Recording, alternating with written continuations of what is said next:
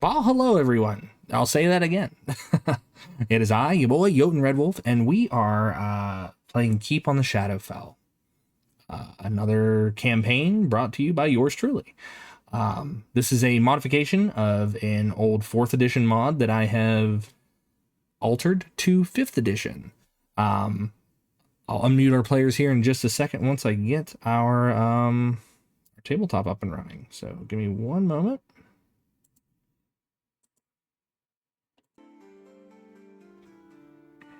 Perfect. All right. Okay,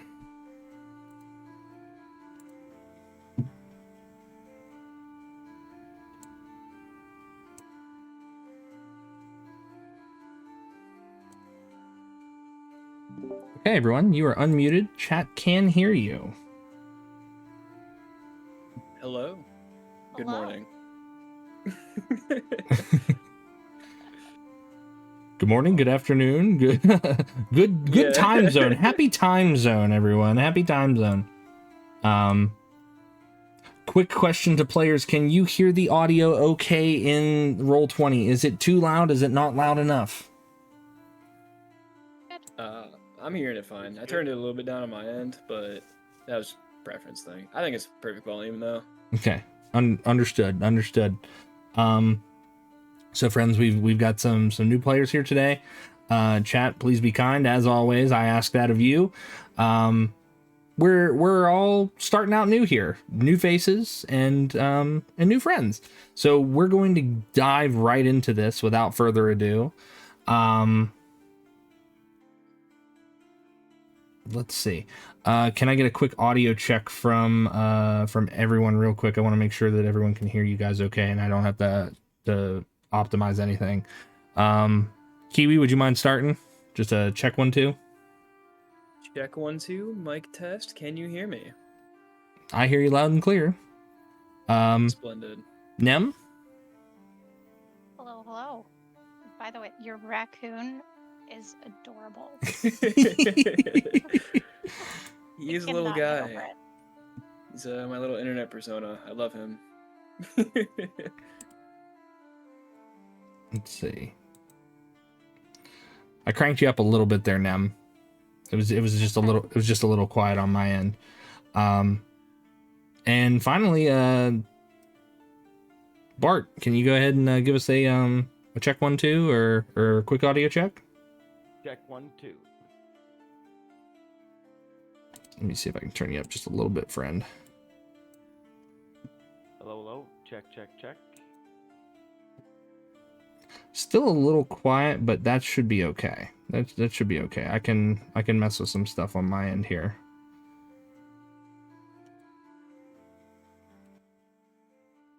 Okay. All right. Chat says you're still a little quiet there, Bart. I don't know if you can do any audio on your end to make yourself just a little bit louder. If not, then we'll manage. We'll be okay.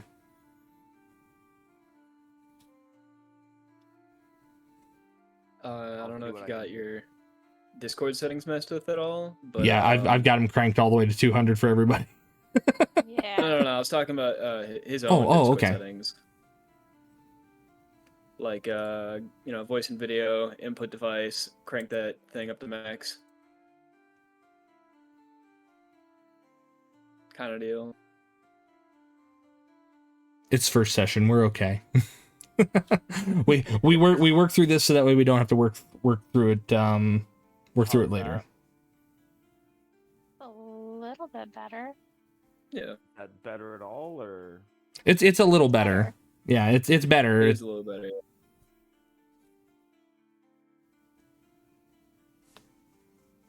Also, am I like cutting out at all when I speak? I'm not like getting laggy or something? No, you sound good to me. Sweet. I noticed that my voice connected whenever I talk decides to dip in network quality, but I guess if I sound fine, I won't worry about it.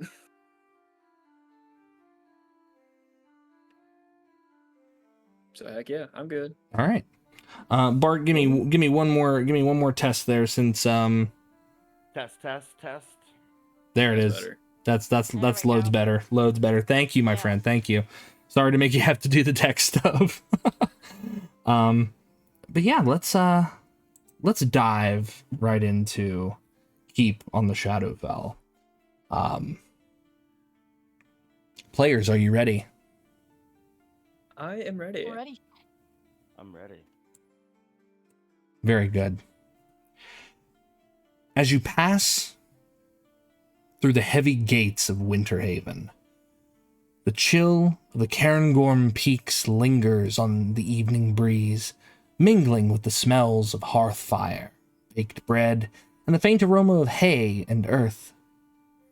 The village, though modest, bustles with the sounds of life. Clinking tools, the chatter of villagers, and the distant call of livestock bedding down for the night.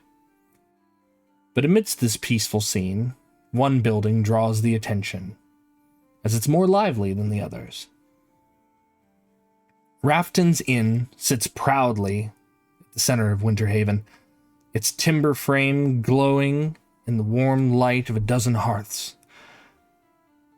As you approach, the noise spills out into the cobblestone streets. Laughter, clinking mugs, and the rumble of excitement beneath it all. Pushing open the heavy oak door, you're greeted by a wave of warmth and the unmistakable hum of a tavern in full swing. Inside, the atmosphere is electric. Long wooden tables are crowded with patrons nursing mugs of ale, their faces flush with drink and merriment. The clatter of dice games and the buzz of animated conversation fills the air, but it's the far side of the room that commands the attention. There's a wide open space that has been cleared, and a rowdy circle of villagers has formed, all eyes fixed on a makeshift pit. The smell of sweat mingles with the tavern's usual aromas as two figures square off, fists raised, muscles taut in the dim flicker of firelight. This isn't just an ordinary night at Rafton's. It's brawl night.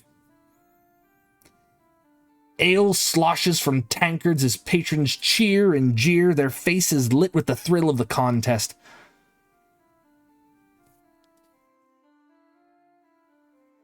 In the pit, two combatants face off with palpable tension. On one side stands a rough-looking Tortle, his shell bearing the marks of many battles. His eyes are sharp, peeking out from beneath the heavy ridges of his brow, and his stance is wide and solid, bracing for the blows to come. His fists, though sturdy, move with surprising agility, each one ready to deliver a powerful strike. Opposite him is a half-orc woman, her face a canvas of scars that tell tales of fierce encounters and narrow escapes. Her skin is a deep green, stretched tight over defined muscles, and her eyes glint with the thrill of the fight. She moves with a predatory grace, her fists clenched and ready, her expression a mix of fierce determination and grim enjoyment. Standing to the side, overseeing the event with a practiced eye, is a Furbolg promoter. His dark hair is slicked back, and his gaze is sharp as he watches the fighters with a blend of professionalism and enthusiasm. He occasionally calls out encouragements or directions, his voice cutting through the crowd's roar. But adding to the odd charm of the evening, a peculiar black and white house cat prowls around the room. The cat moves with a confident swagger, its coat striking a contrast of stark white and deep black. It weaves through the legs of patrons and occasionally leaps onto a nearby table, drawing curious glances and playful pats. The air is thick with excitement and the smell of ale, and as the combatants exchange blows, the crowd's cheers rise and fall like the tide. This is Winterhaven at its most raw and vibrant. A place where the boundary between civilized life and wild revelry blurs, if only for a night. Bart, how about you describe your character for us, please? Bart, you see this big 6 foot tall, just massive Tortle. His face is pretty beat up. He has cauliflower ear holes because of all the time he spends in the ring. And yeah, he has like just a big old brow. He's you see him green that fades on out to like a brown orangish color. And yeah, he's bouncing around. And has Bart ever seen the half orc woman before? No, she was a newcomer. Your promoter, Grizz, had gone out of his way to really hype you up this evening. One of those, come one, come all, come and fight the greatest fighter that's ever lived. And she stepped up to the task. So you've never seen her before, not until tonight. Tell me about the our opponent, Grin. What do I expect? She looks pretty big, she looks pretty tough, but nothing you haven't handled before. All right, let's get this show on the road. All right. So I want you to make are you going to make the first strike, or are you going to wait for her to kind of gauge how she's maneuvering around? I'm going to wait until probably the first strike, so I'll just gauge her movements. Okay. She wastes no time upon seeing you start to square up and get into the pit. You put your arms up, your big meaty forearms ready to help shield you from a frontal blow, and she swings first, and you can tell that she's all offense and seemingly no defense. Okay, so I would block and then just come in with a meaty fist and just give her a quick jab and then a right hook. Okay, go ahead and roll to hit. Go ahead and roll me an attack.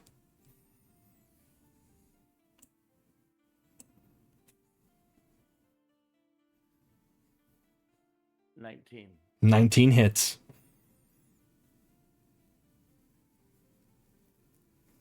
So go ahead and roll your damage if you wish. 5 points of non-lethal damage. Okay. It's good that you went with the non-lethal, because she's not hitting you for lethal either. So she watches as her first punch is blocked, and you come in with a swing of your own. Go ahead and give me the second swing. Nat 20. That second swing, I'm not going to have you roll damage. That second swing hits her so hard, she staggers back, and you watch as her body tenses for just a moment, and she starts to stagger, and she falls onto her back. Some of the bar patrons who are helping work the pit, they come over with a rag, and they start like fanning her down. People cheering instantly for an immense win. They're cheering for you. People are raising their glasses, and while all this is going on,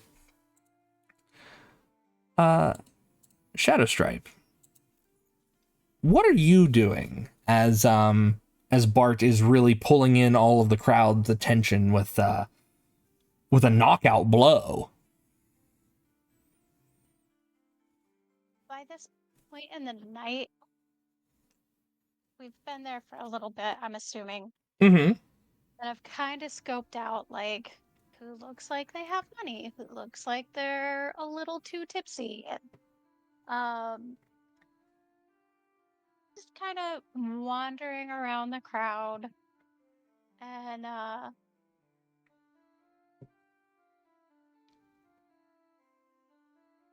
assuming there'll probably be more than one fight. Oh yeah, there's been far more than one fight. This is just one of the first ones that that Grizz had gotten lined up for Bart. So, but there were fights before Bart got into the ring himself. So, you've had time to really scan the marks in the crowd, and so go on. No, you go ahead. um,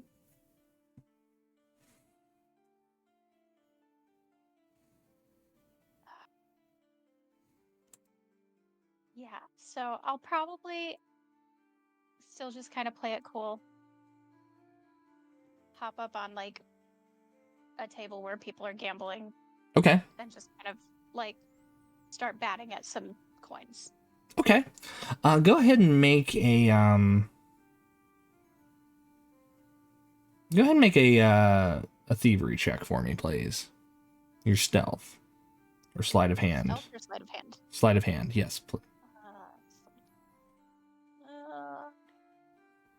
Oh God, that's a 7. You start batting at some of the coins, and the gamblers are like, get on out of here, and then they kind of shoo you away from the from their table. But you're not completely unsuccessful though. As they're shooing you away, one of the men knocks his drink, and in an effort to catch it, a few coins do drop onto the ground.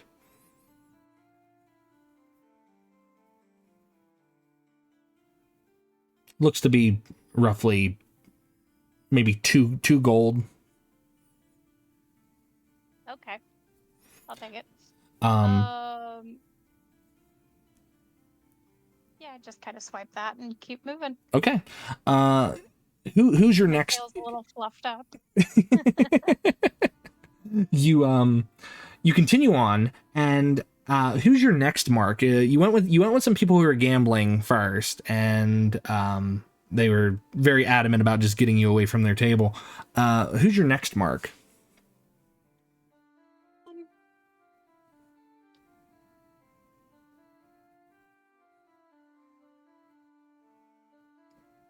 More gamblers or someone else? Probably somebody who's a little bit like super focused on what's going on in the ring. Okay. There is a man who is desperately clutching to his straw hat. You can see that he's started to bend the brim of it within his hands as he's watching the fights with great interest. And you notice that he's got his coin purse is hanging a little low on his belt. It looks like he's won some money already. Give me an insight check if you would, please.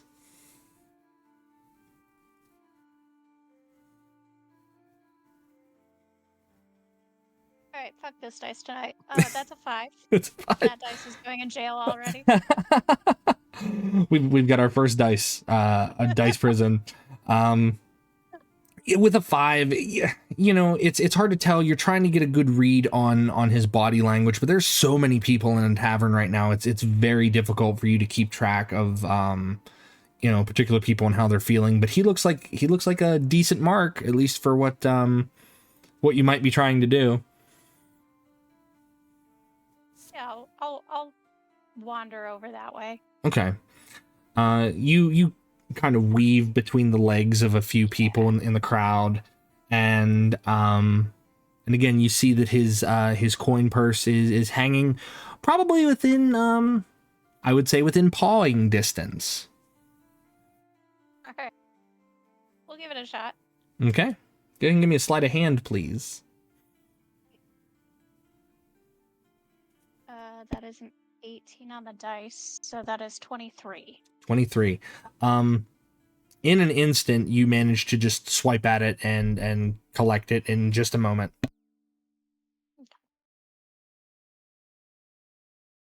All right. And I will just keep moving along. I'll Mm. probably do that like typical house cat thing, find a waitress that's walking past and like walk between her legs as she's going. Just All right, fair enough. You swipe it and you manage to even collect it without it jingling or causing any suspicion. How do you carry it though? Like I'm curious, like how are you maneuvering yourself in this coin purse?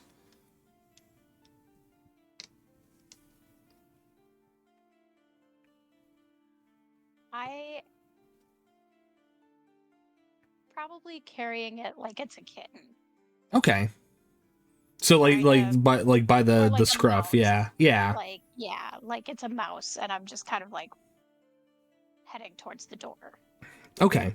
So you follow between the legs of a waitress who you're able to read her body language, like if she's going to turn right and drop off a drink and things like that, so that way you're not completely underfoot.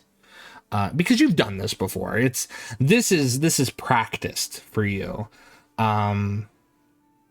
Do you try to hit up any other marks, or do you just try to go with the coins and the coin purse that you've gotten already in my mouth? right? No, it's just kind of one at a time. We've already picked out a spot outside where I just stash them all. Okay. And come back in.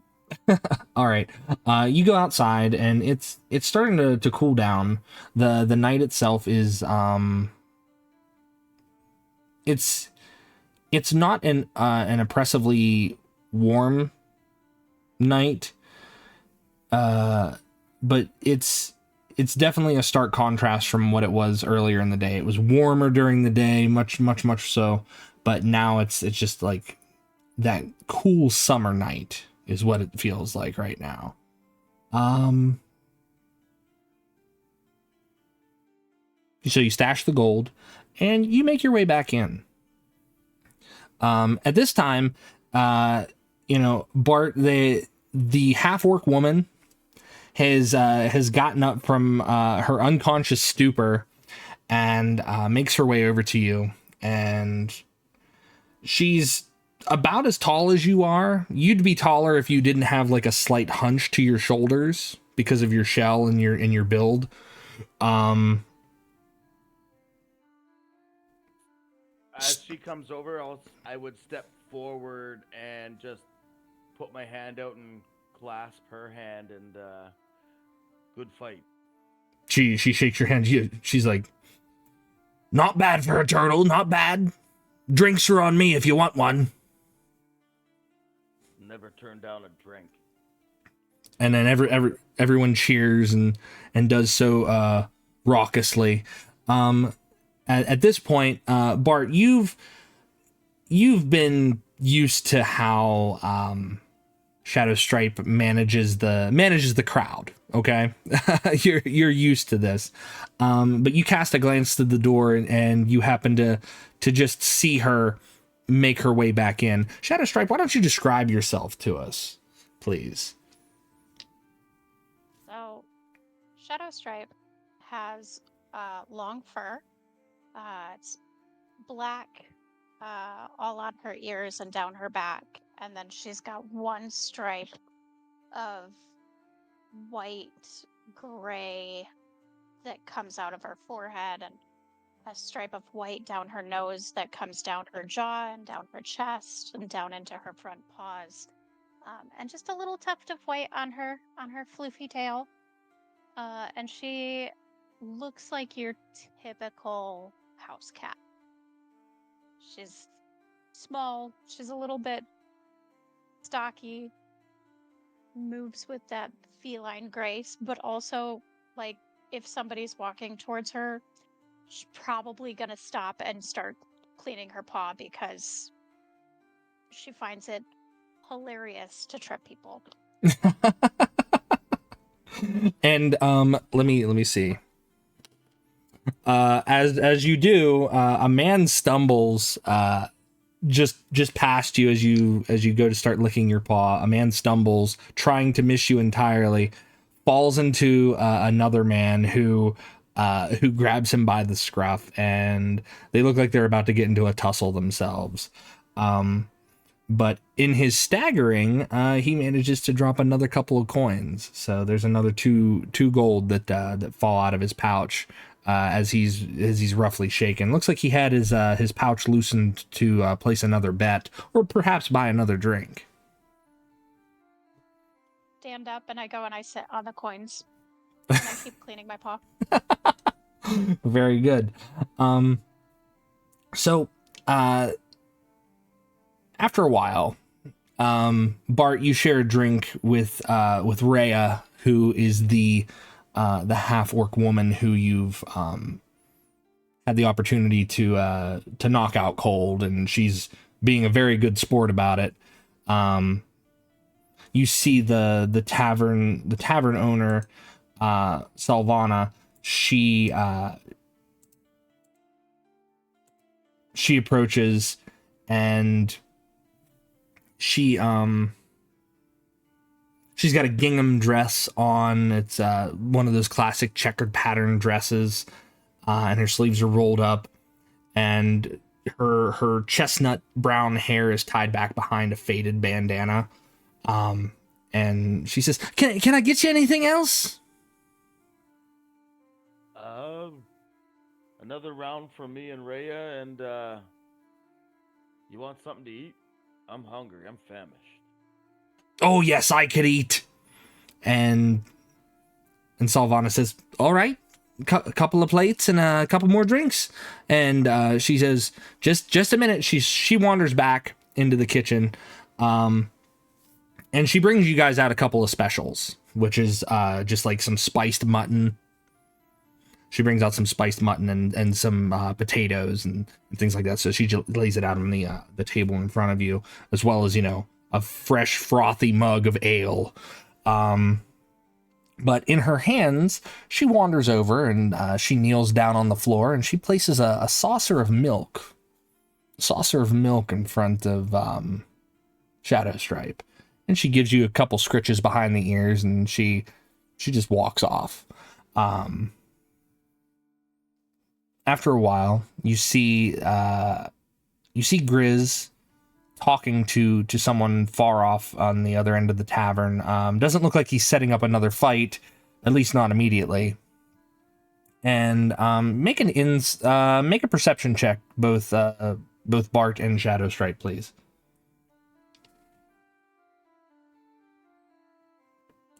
My dice are rolling good tonight. 16 on the dice. Yeah.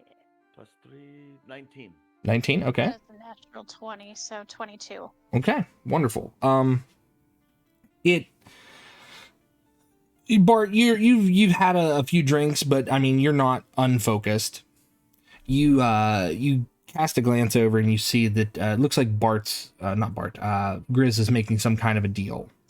And in making that deal, he shakes his hand, and he makes a motion over to you with his hand. And you see that they're talking about you. I don't know if Bart can read lips, but you can always tell when your promoter is selling you up,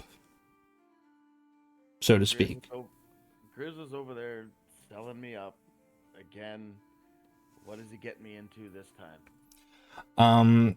Meanwhile, Shadowstripe, you do notice everything that Grizz is doing.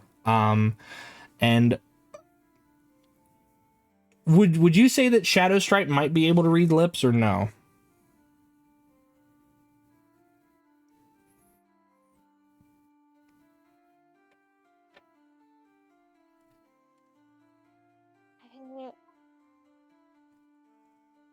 Probably.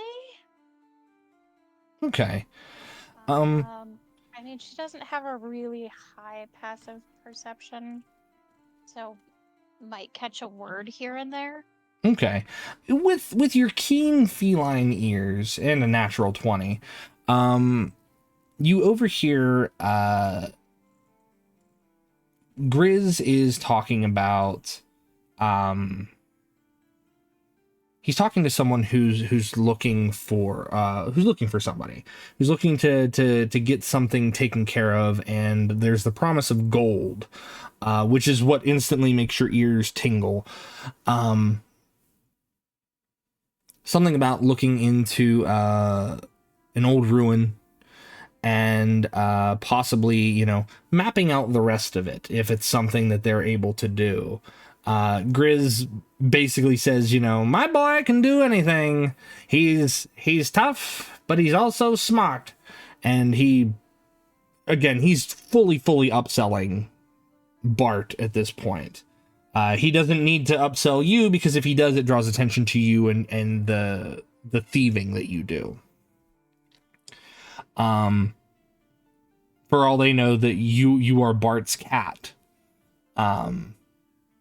Because if you travel together, that's just how it is.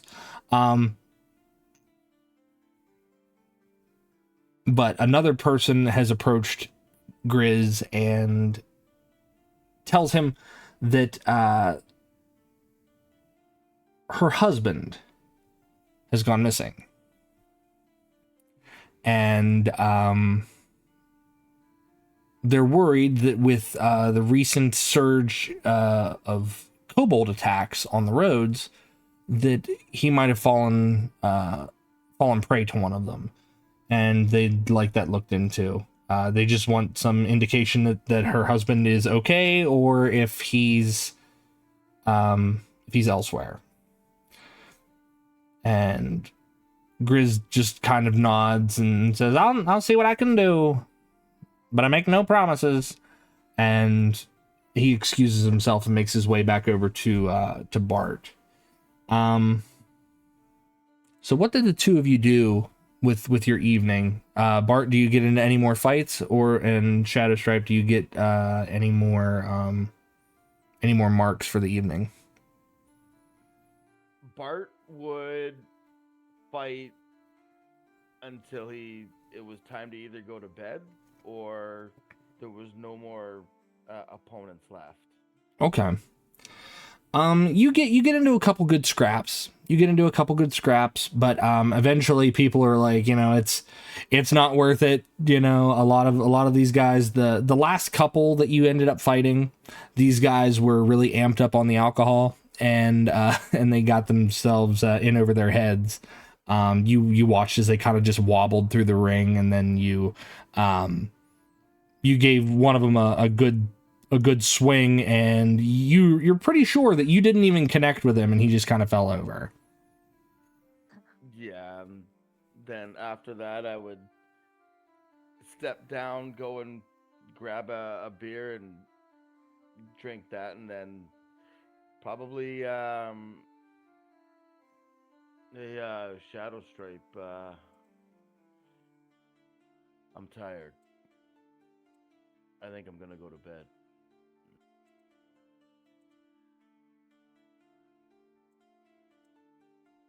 And Kind of rubs up against your leg, so then wanders off. and then I'll Sylvana, do you have a room?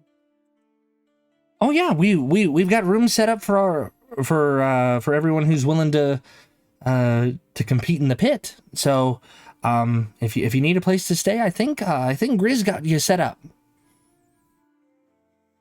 Awesome, thank you. And he'll go off to the room. Okay.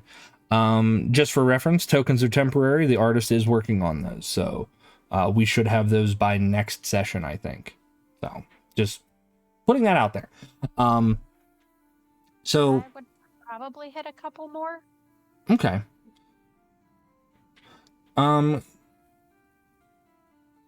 You skirt through the crowd, and you get a couple of good ones. There's a pair of guys who were playing cards, and they both had to adjourn themselves because they saw an old friend of theirs, so they got it from the table, and they left all their coin and their cards and their drinks upon the table. Go ahead and make me a sleight of hand, and I'm going to see how much you're able to get off of that one.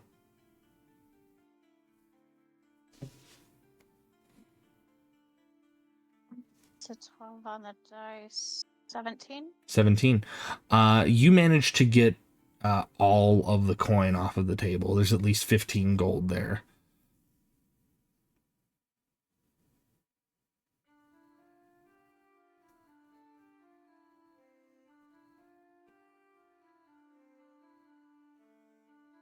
And it's all before these men even come back to the table. Perfect. So That, just tuck into a little pouch around my neck. okay. After a while, you scan a few more. Some of the marks it's not worth going after because it would either A, draw too much attention to yourself, or B, it just doesn't seem feasible to filch so many from other people at this point.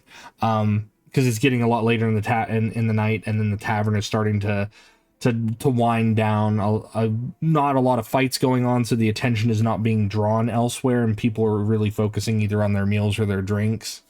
So there's not a lot of crowd cover for you at that point.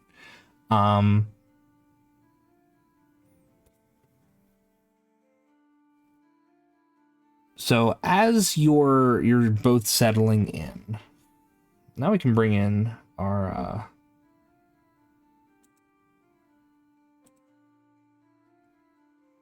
new companion.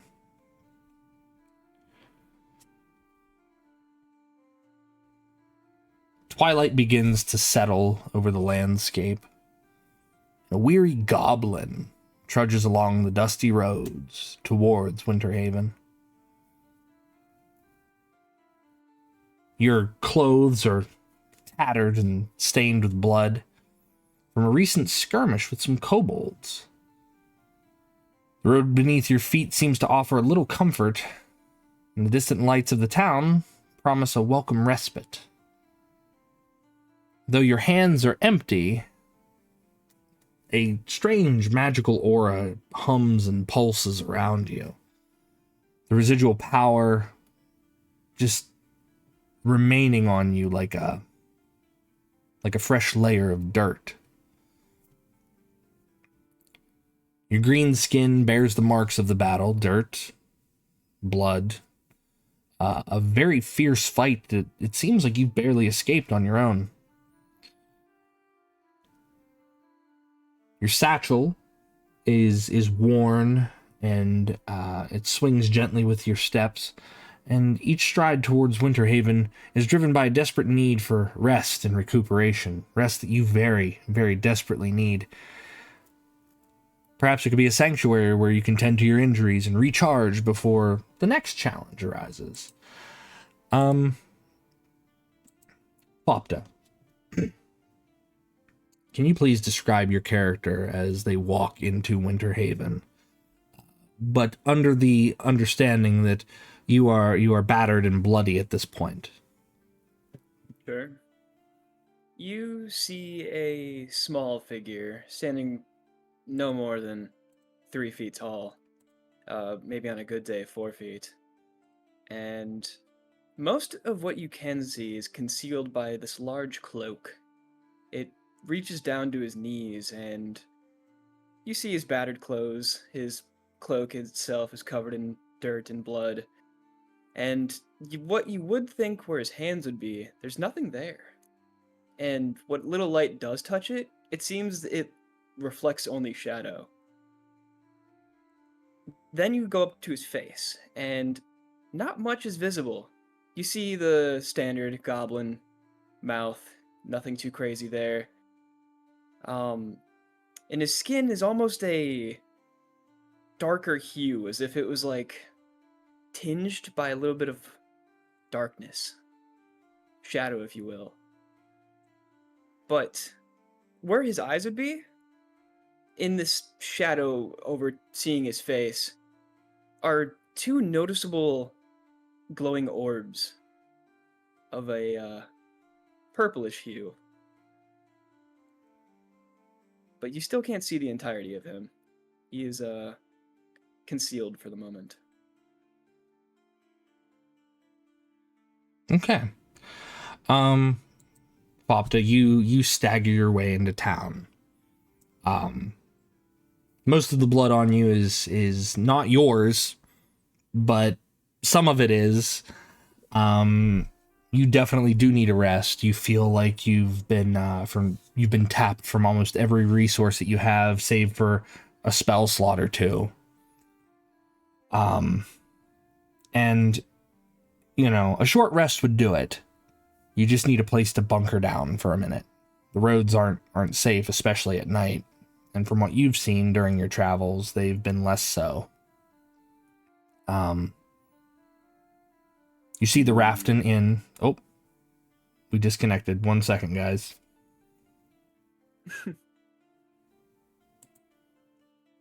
Disconnected as in like from Twitch, or Yeah, we disconnected from Twitch for a second. Just Gotcha. bear with us. I've got the stream recording, so I don't need to worry too much about that. I just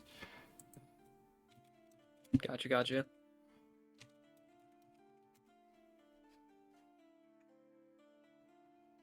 hopefully it comes back. If not, it might just be an off-stream thing, which is okay too. Well, they'll just have to catch the VOD when I upload it. That's fine. I'm fine waiting a little bit longer if you would like. No, if everyone else is okay with that, and I will make sure that everyone is handled appropriately here. I'm good.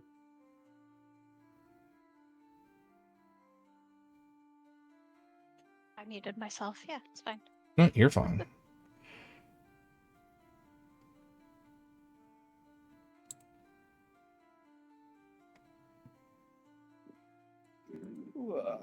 Okay, well, we'll keep going, and then they can catch the VOD. So we'll see how this ends up going. So let me see here if it'll work. Random question. Yes. Not to detract from the D&D by any means. What do you use for recording? OBS or something? I use OBS. Yes. Dub. OBS is awesome.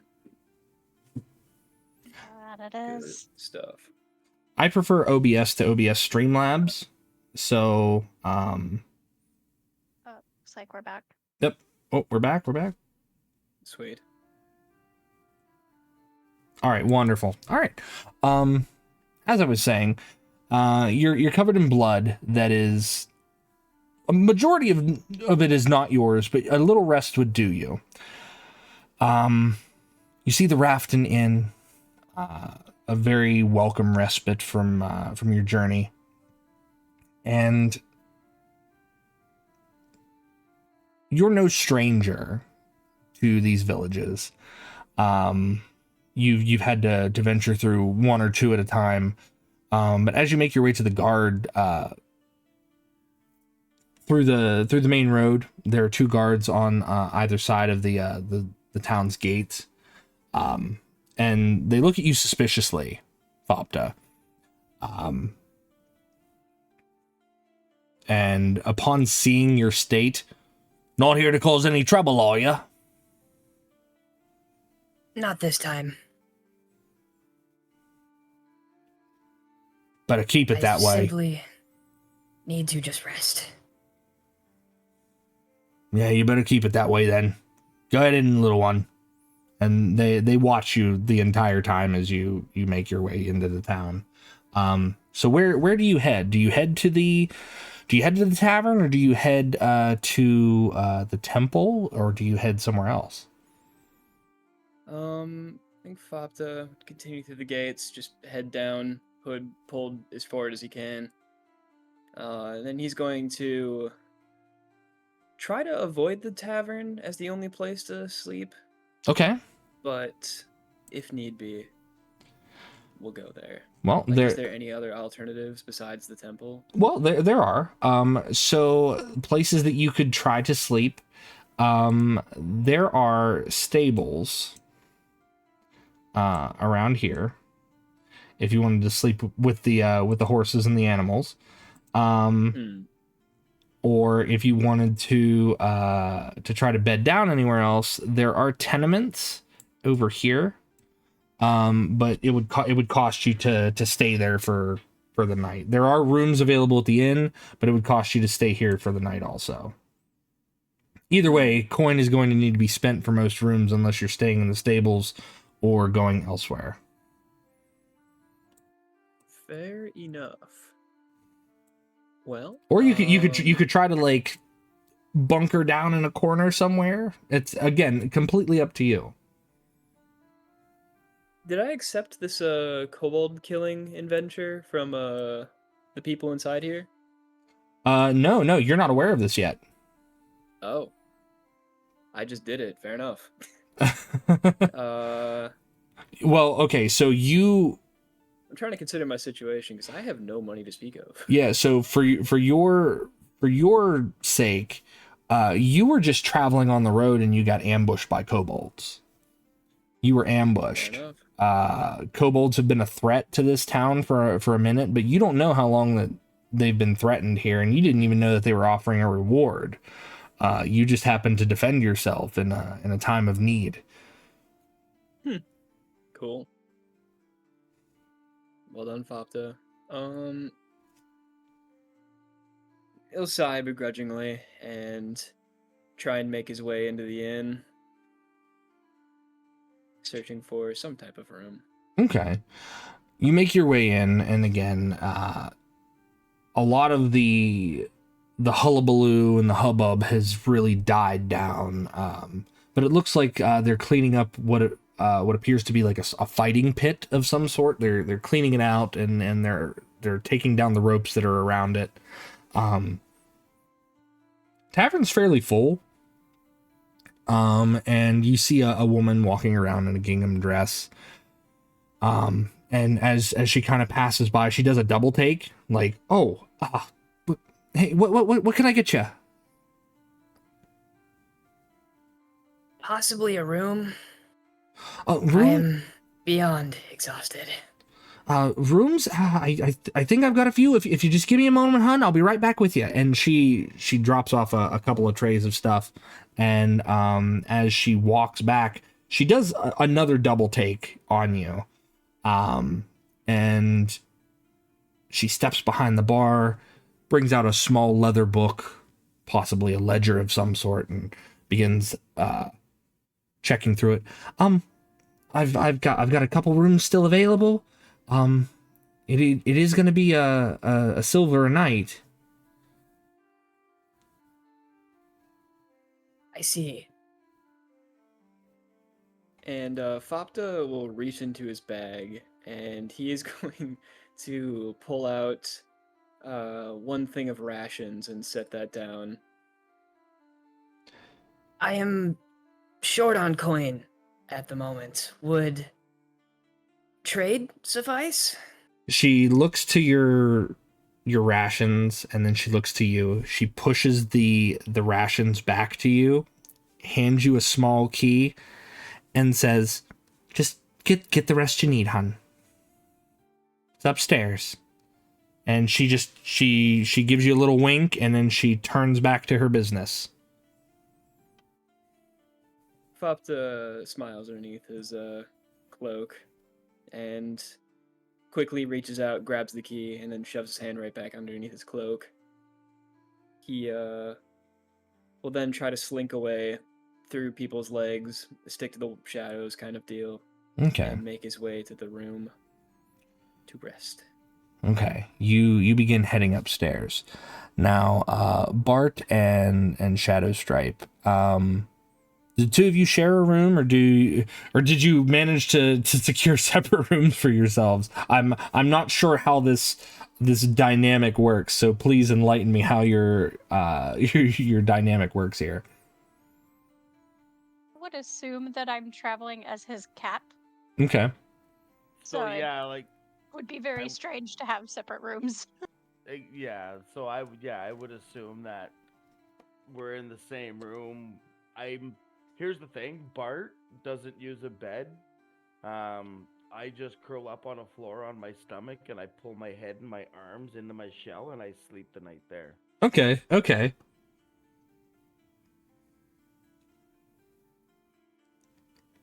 So he's off into a corner, and that's he's all you see is this giant turtle shell in a corner of the room. And I would almost assume that Shadow Stripe would be like curled up on top of the shell. Or on the I've bed. pulled over. I've pulled the pillows off the bed and I've made a nest on his shell. Okay. Yeah. Grizz has his own room, so he's not staying in the room with the two of you, but you two are kind of getting nestled in for the night also. Popta, as you're making your way up the stairs, you see a man, very tall, roughly 7 foot, maybe 7'6", wearing some kind of like a tweed jacket, hair slicked, large cow-like ears, bluish, dark bluish greenish skin, and a thick mustache and a goatee. And he looks down and she was like, "Hey there, have a good evening. Don't go making much ruckus. My boy needs his rest." And he just passes by. Fopto, without looking, gives him a nod. So, Popta, you go upstairs and you match the number of the key, the number on the door, and you walk inside. What is the passive perception of Shadow Stripe and Bart? What are your passive perceptions? 12? 13. 13? The least perceptive cat ever. Well, You're more perceptive than I am. in fairness, she's not really a cat, but she's very convincing otherwise. So a 12. I do have the dagger of warning, so if there's any danger within 30 feet, I would be alerted. Okay. Fopta, do you pose a danger to anyone currently? That's a great question. Not actively, no. Not Fopta's actively. looking to settle down, but if someone, does wish to start trouble, he's not going to shy away from it. Okay. So I will say you are not an active danger, and Yeah, I'm not looking to kill somebody right now. yeah, you've done enough of that for the evening. At least it seems that way. So I want you to make a stealth check for me, please, Fopta. Just in general. Cool.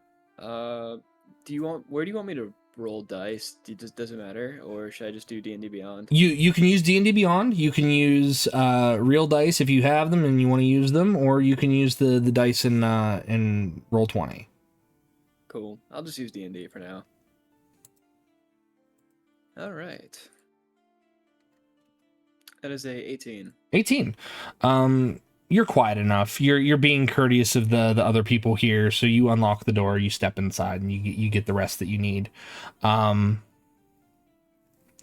the night goes by rather uneventfully. You see that the woman who greeted you before with the chestnut hair and the bandana, Fopta, she does knock on your door, and she's brought up like a pitcher or two of water to refill the basin. Does she come in immediately? No, she doesn't come in immediately. She knocks and makes sure that you're decent. Yeah. As she's knocking, Fopta would frantically, like, "Oh shit!" put the cloak back on.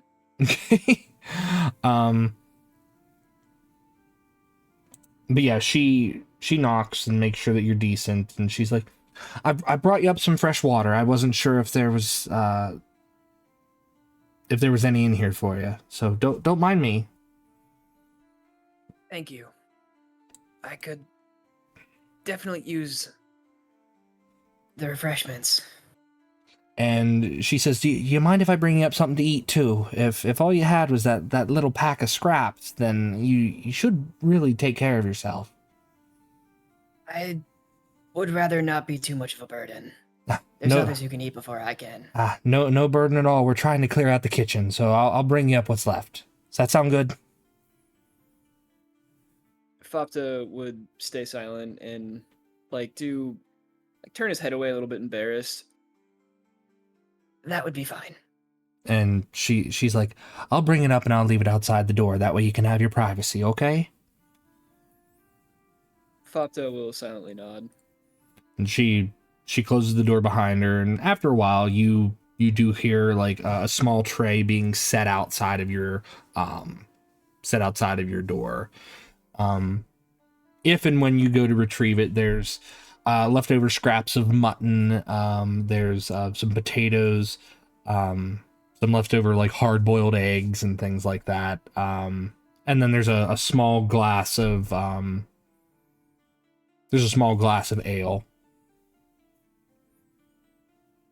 Fopta will eat and take a couple sips of the ale, but he prefers his water. It's understandable. She just brought up whatever they had, so. So I assume you get yourself cleaned up from the day. I do. Okay. Best I can with what's around. Fopta doesn't feel too great about using all their stuff. That's understandable. That's understandable. He's how used to like civilization. I'm not saying that he came from like savage lands, but how used to civilization is he? Not very. It's only been a couple of months that he's been in the civilized world. He's done a couple of things in cities and has gotten somewhat used to being around people and all these implements, but Okay. He's still pretty not barbaric, but He's uneducated in how to use most of what's happening around him. Okay. So he's not savage. He's just maybe a tad uncultured, maybe just a little bit. Yeah. Okay. Uncultured's the right word. I was gonna say inept, but like no. No. So your evenings go by uneventfully. Shadowstripe, you some point in the evening you go out and you collect the coin and stuff that you've hidden, and you kind of count it all up, and you manage to secure roughly a total of 37 gold from your entire evening of thievery. And you store it all in a pouch that you're able to carry around, and do so rather discreetly. Or at least discreetly enough. So you gather all that up and you collect it. Some point in the evening, probably right. I'm not gonna say in the evening. He wouldn't interrupt you while you're sleeping. He lets you get your rest there, Bart. In the morning, there's a knock on your door. Just a heavy rap of knuckles upon the wood, and everyone decent, everyone awake, I'm coming in. And All right, Grizz. Morning, Grizz. Good morning, and a good evening it was. And you hear him toss down a rather large bag of coins. So, Bart will gingerly start getting up, start stretching, working all the kinks out from the night before, and yeah, he'll just see this huge Tortle stretching. As you stand up, I fall. The pillows and I fall to the floor, and I just stretch and curl back up and fall back asleep. I'm so sorry. I didn't even feel you up there. You're so... Oh, I didn't mean to. Anyways, Chris. Hi. Good morning. Do we have business? Did I miss something, or... No, I'm just giving you your winnings from the other night. Very good, very good. It looks like that orc girl did a number on someone else later that night, but look at you, always the champ, always the champ. And he gives you like a pat on the shoulder and he like kind of shakes you, and he says, "There's your cut from the winnings. Remember, I take myself my little 20%, but everything else is yours." And you check the pouch?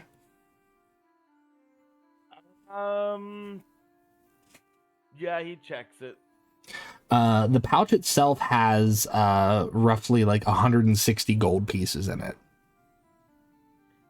Wow. Okay.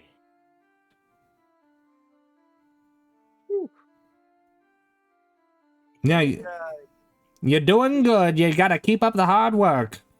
But you make it look so easy, my boy. You make it look so easy. And he shakes you again. I know you said 20%, but that doesn't seem like enough, Grizz. Here, go buy yourself a nice suit or something, and I take out like 15 gold and I just give it to him. Are you saying my suit's not good enough? I tell you what, this is the best tweed you'll ever see.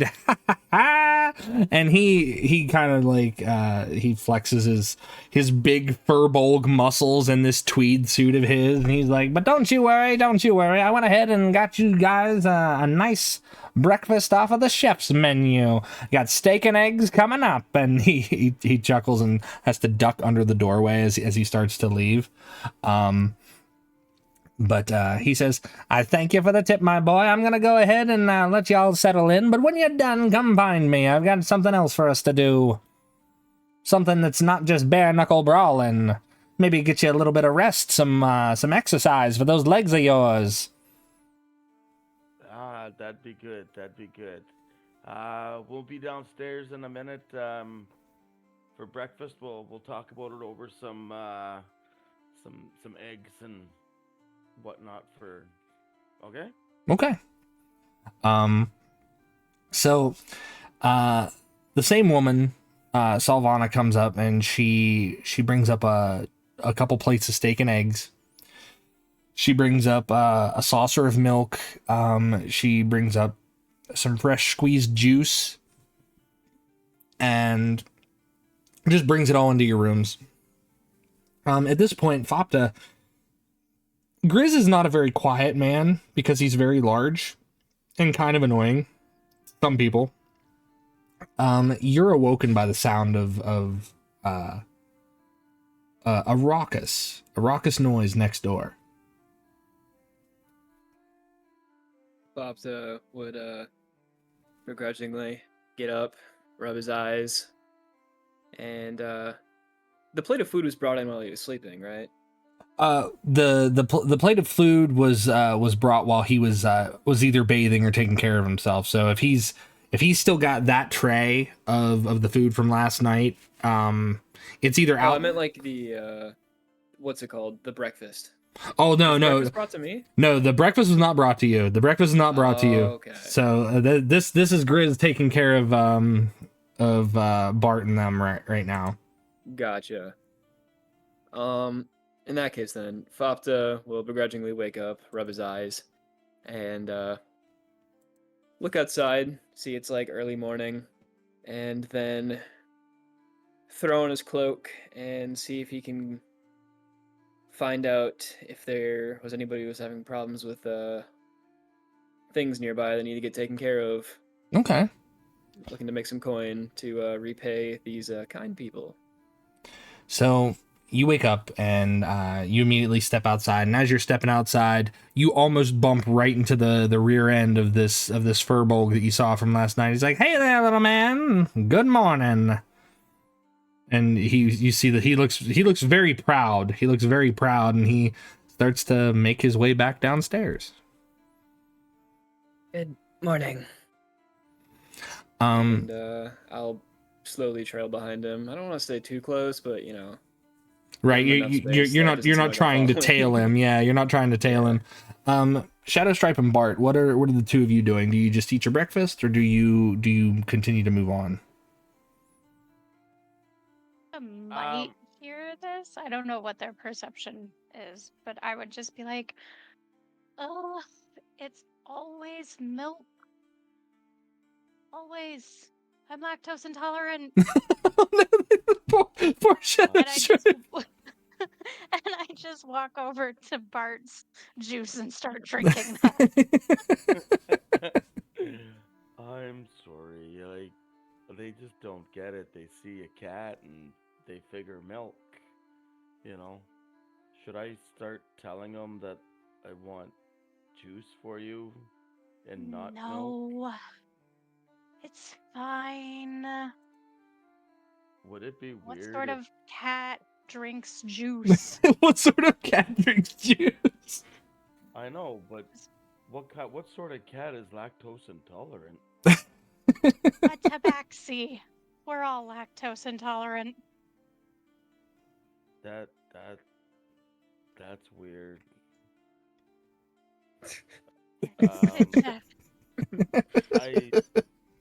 I even a Tortle isn't lactose intolerant. The That's way you stink a room up at night, you might be. And I walk out the door Goodness. on four paws, tail swishing. Bart just sighs and lumbers on out the door and down the stairs for second breakfasts. Okay. Well, you guys enjoy your breakfast, and you see Grizz. He's sitting at the bar, and it looks like he's already getting himself. He's getting himself a nice drink.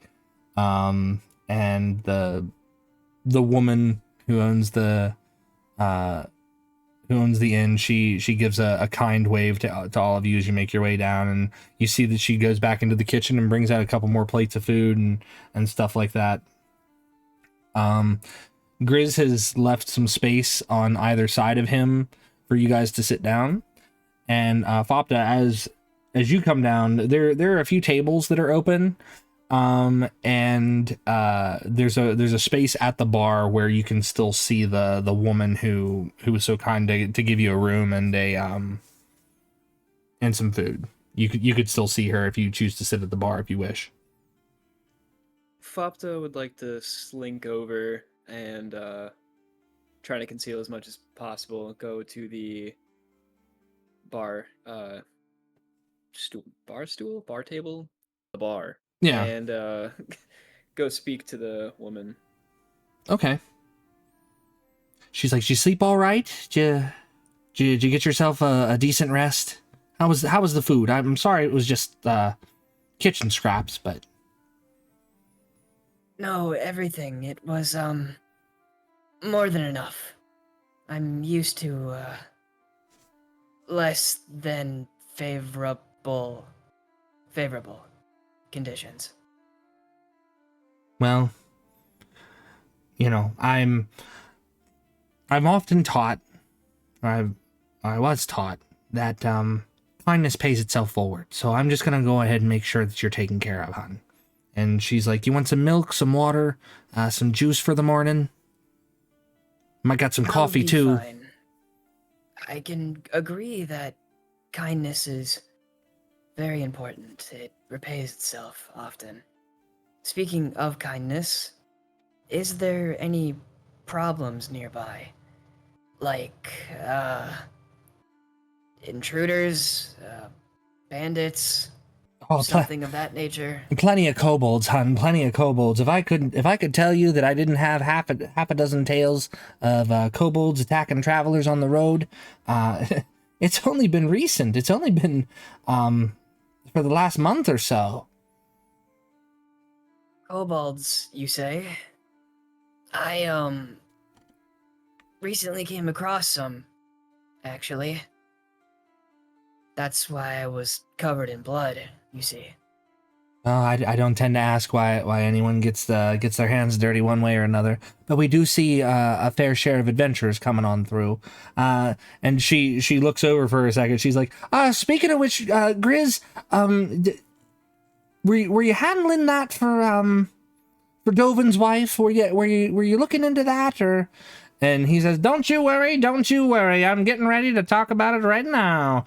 And he kind of leans in to talk to Shadowstripe and Bart. Wherever they sit next to him or near him, or if they just decide to just be nearby. But Salvana goes back to you, Fopta, and says, well, if you're looking to take care of some stuff, it is dangerous out there, and, you know, I tend to worry about every face that comes through here, because I don't tend to forget them. And I appreciate the worry, though I should be fine. I have been for some time. They are missing their wife? Dovin's wife, she's been looking for him. He's an explorer. He goes delving into old ruins and things like that. Tries to bring something back. Makes good money when he finds something, but when he doesn't, it's a tough month in the Stoll household. And she kind of just chuckles, and you see her setting a tray. She's like, well, if you're wanting some more information, I can point you in the right direction, but I gotta get these tables taken care of, so I'll be right back, hon. And she skirts off. As she does. Thank you. He tries to mutter a bit loud as she's going away. Try not to be too loud. No, it's fair. It's fair. So Shadowstripe and Bart, what are the two of you doing after you come downstairs? Okay, Grizz, what do you got? Like, you said you had some information for us.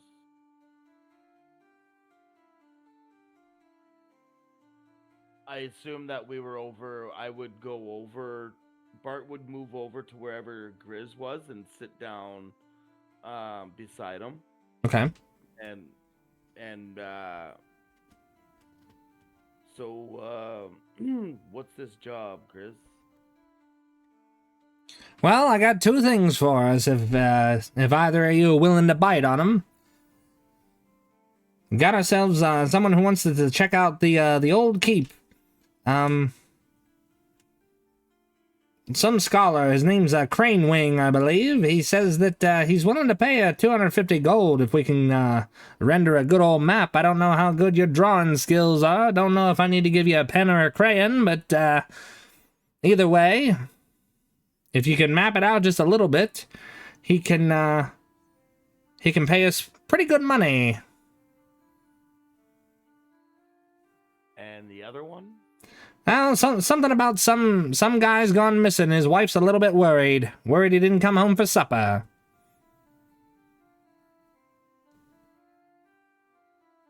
Would Fopta overhear this? Make a perception check. Let's see. That's a 3 on the die. Okay. What is your passive perception? So I do a house rule where if your passive perception is higher than your active perception, or like if you make an active perception roll, you really can't get lower than what your passive perception is, because that is you actually like listening in on it. So what is your total? 3 plus 11 is 14. So... 14. So that's higher than your No, I was saying like my passive is 11. Oh, I thought you were saying I add them together. No. So like if you roll an active perception check and it ends up being lower than your passive perception, then you take your passive perception. Gotcha. Okay. Unless there's a state in which like you're blinded, you're deafened, or anything like that, where you would have like active disadvantage on it. So you with an 11, he's not being quiet about it. So yeah, you would overhear him talking about it. Fopta would think for a moment. Should he really go over there and try and talk to them? And he's like, I really need the money, so might as well. And he'll hop down from the bar stool, seeming like a giant cliff to him. and slowly trot his way over. Okay. And Grizz is the one talking, right? The Yes. big old furbog. Yes. He is going to very quickly like reach up and like pull the scruff of his like, not the scruff, but like the bottom half of his shirt near where Fopta can reach, and then right as he's turning, retreat his hand back underneath his cloak. Okay. He kind of like does a double take also. Hey there, Sonny. What can I do for you? Did you say you were going to go search for someone? Oh yeah, I was talking to my boy here, and wasn't sure that you were part of the conversation there, kid. Oh, I think that might have been rude on my end. I'm sorry. It's all right. Sometimes dropping eaves is the best way to get yourself some business. So what can I do for you? What can I do? If you have room for one more, I am good in fight. If you need help. Well, that's up to these two. If they're willing to split any of their winnings with you, then that's up to them. Either way, I take my cut. And he kind of like rubs his mustache with his fingers for a second and continues to drink his drink. And he leaves it to you two. I've been sitting at the bar, like snatching eggs Mhm. off of plates. And I walk over across the bar and I like stretch up onto Grizz and just smack him in the face Oh! and turn around and walk away. And I'm like, meow, like a very obvious meow. Like, shut the fuck up. Stop saying two people. And then I go drink somebody's coffee. Okay. Is a awfully large cat. I'll look over, and when he says like that's an extremely large cat, and I'll stick out my big green meaty hand and put it out for a handshake, and Bartholomew strong, 'cause I'm strong.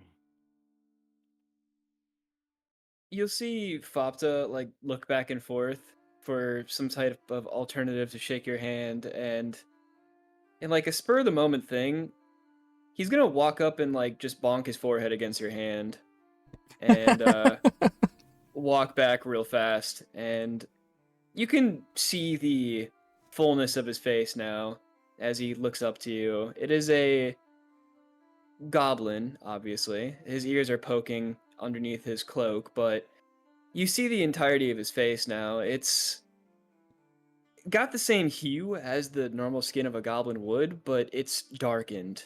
Like the color and life was drained from it. And he has the normal teethy goblin smile, a bit of a smaller nose than most, and his eyes are just purple. There is large glowing purple orbs where his eyes would normally be like yellow or green, and instead of pupils of like, you know, most things being a circle, he has very sharp, almost reptilian, otherworldly looking slits for eyes as he looks up to you with a teethy smile. I am Fopta. Nice to meet you.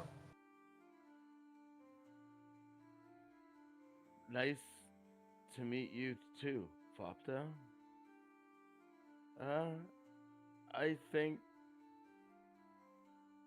I need to talk to Shadowstripe, but one more couldn't hurt, I don't think. Oh, yes, of course. Consult, someone.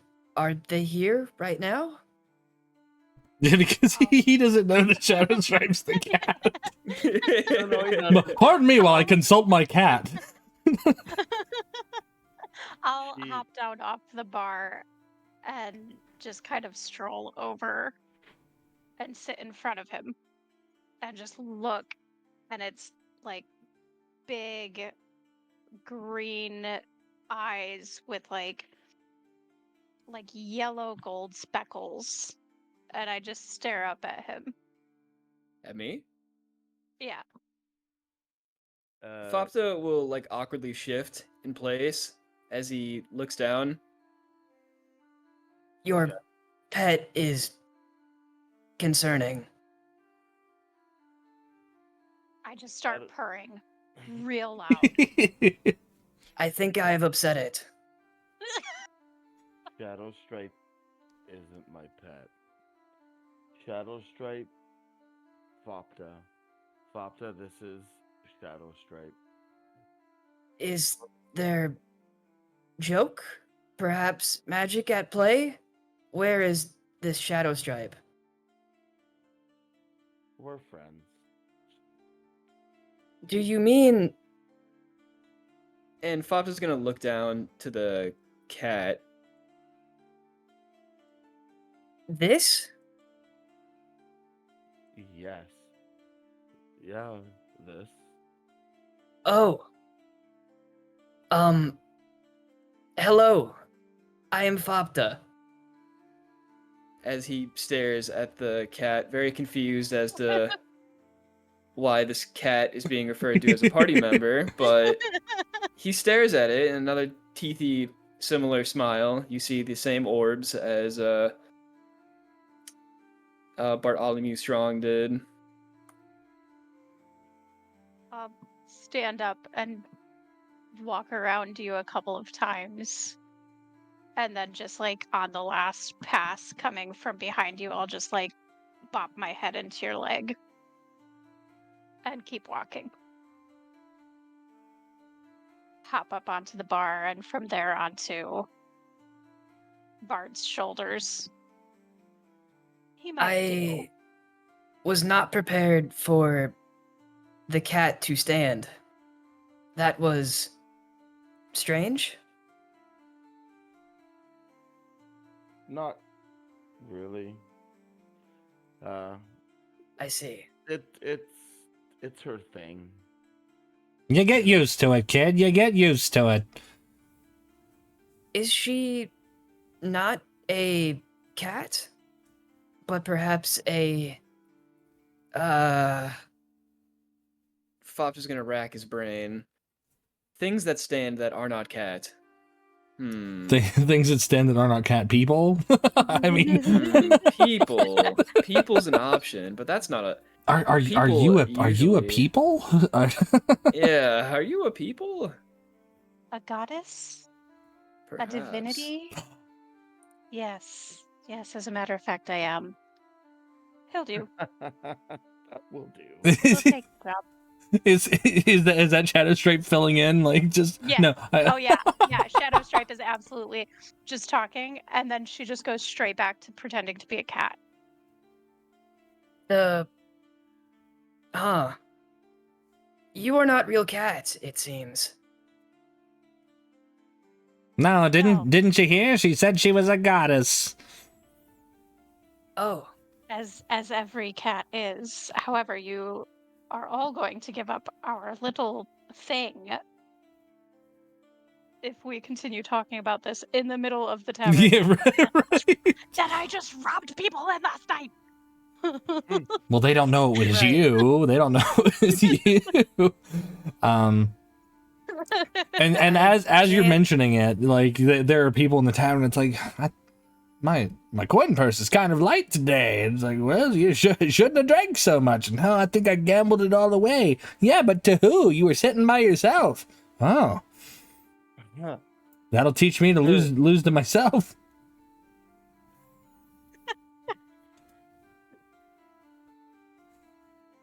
But yeah, let's go ahead and finish up eating, and we'll talk outside.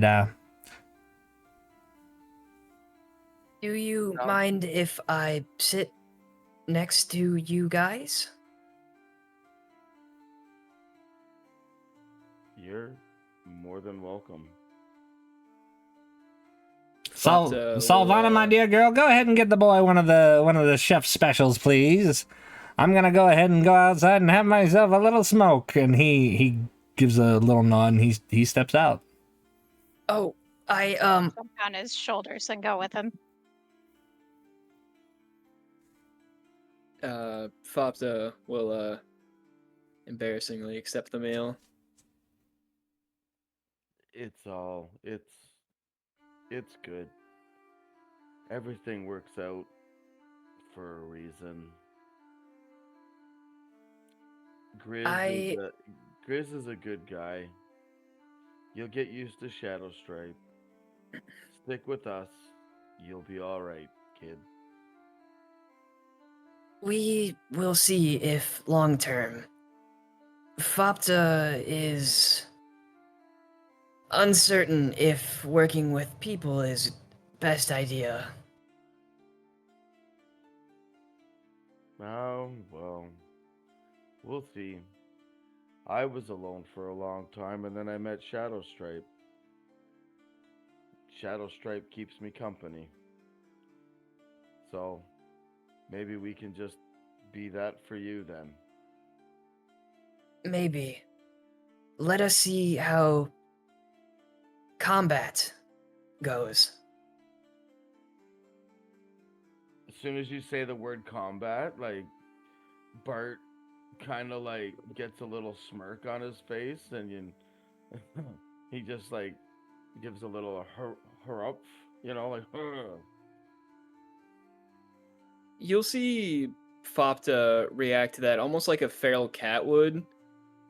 Like, he'll recoil a bit and his eyes will go wide as he like motions for something that would be at his back, but nothing's there, and he'll return back to his normal position. Sorry. Reflex. That's okay. Are you done eating? We should go outside. I don't even think Fopta's began to start eating. Well, she brings over a couple of the chef specials. Again, it's steak and eggs and things like that. And she puts some water and some juice down in front of you, and you get the time to eat. And by that time, Shadowstripe and Grizz, they're outside. Grizz is finishing up a cigar, and Shadowstripe, what are you up to out there with him?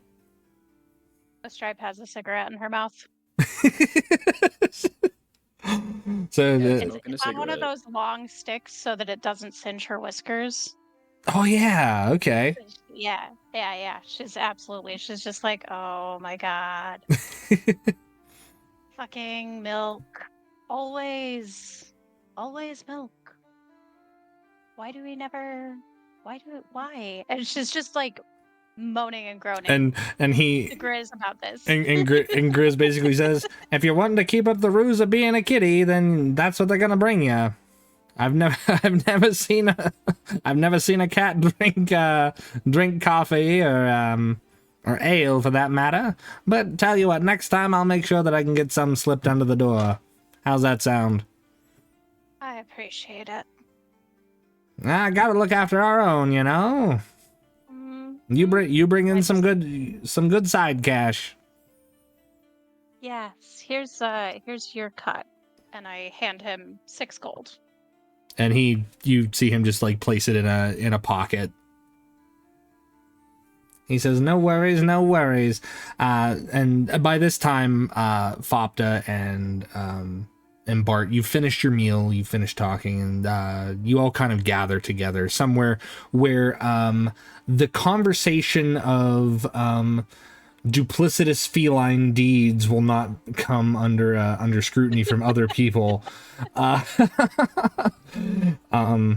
So you can all talk freely. The town square, it seems like they've got a small market going on. You can hear the ringing of an anvil as the blacksmith is starting up for the day, and other such things are being taken care of normally within town. So you can speak freely amongst yourselves now without people being concerned of, why a cat is smoking a long, a long stick cigarette.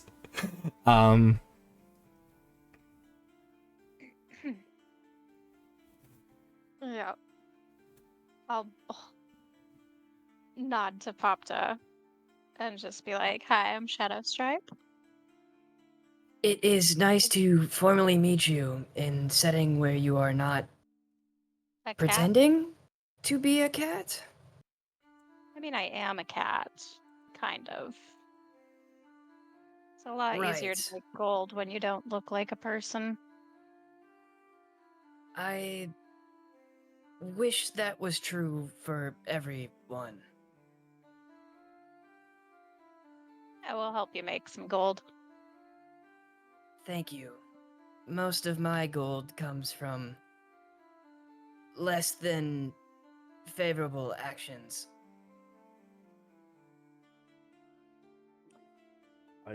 I fight in a ring to make money. I steal people's purses while he fights in the ring.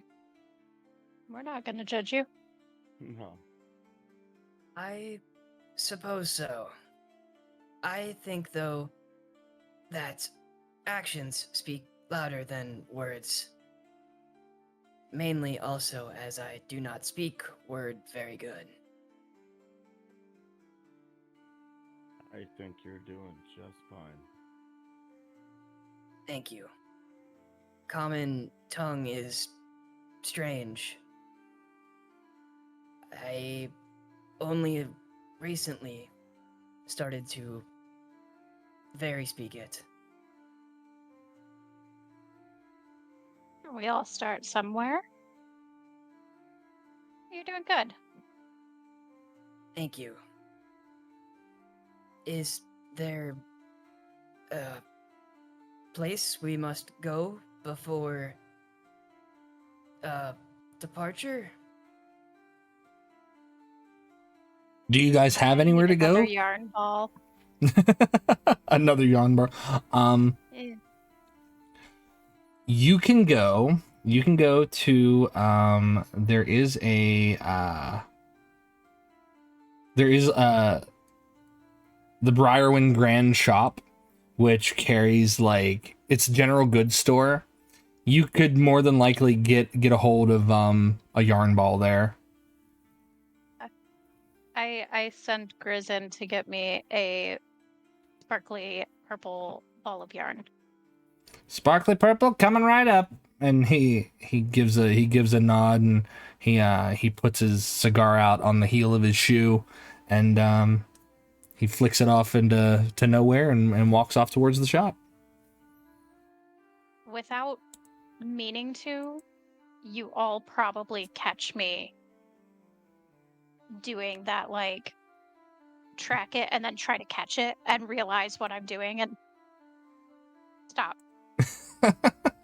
trying to chase the thing that just flew over my head. Shadowstrike. That the Yeah, cat-like reflex when a fly goes over you. Shadowstrike. Don't. You're not a cat. You I look mean, like I'm a cat. kind of a cat. You look like a cat, but I'd I'm say kind of a cat. kinda. That was Kind of. that was real cute. So, what do you say?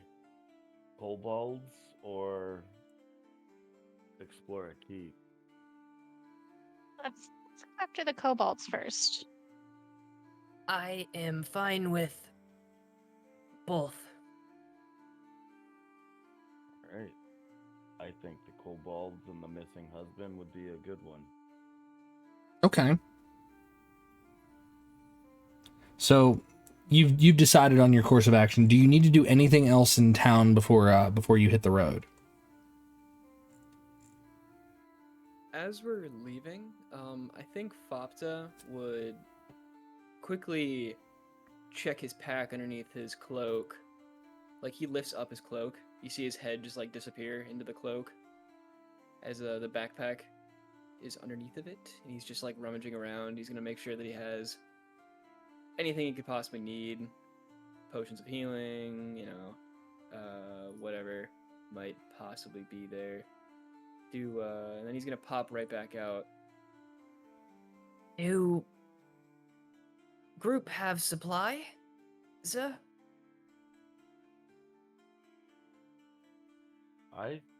I'm good for a few days. I have some supplies. I'm good for now, I think. Yeah. Fopta will flash a teethy smile. Good. We should depart soon then. To adventure.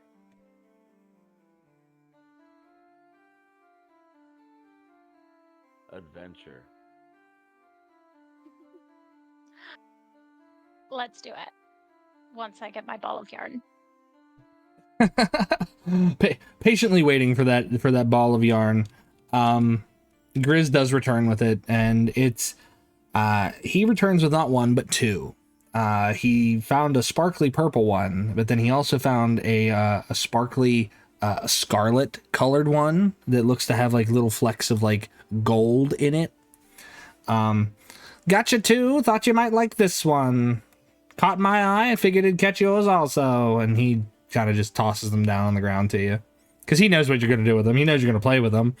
Oh, yeah. As soon as the first one hits the ground, I'm on it.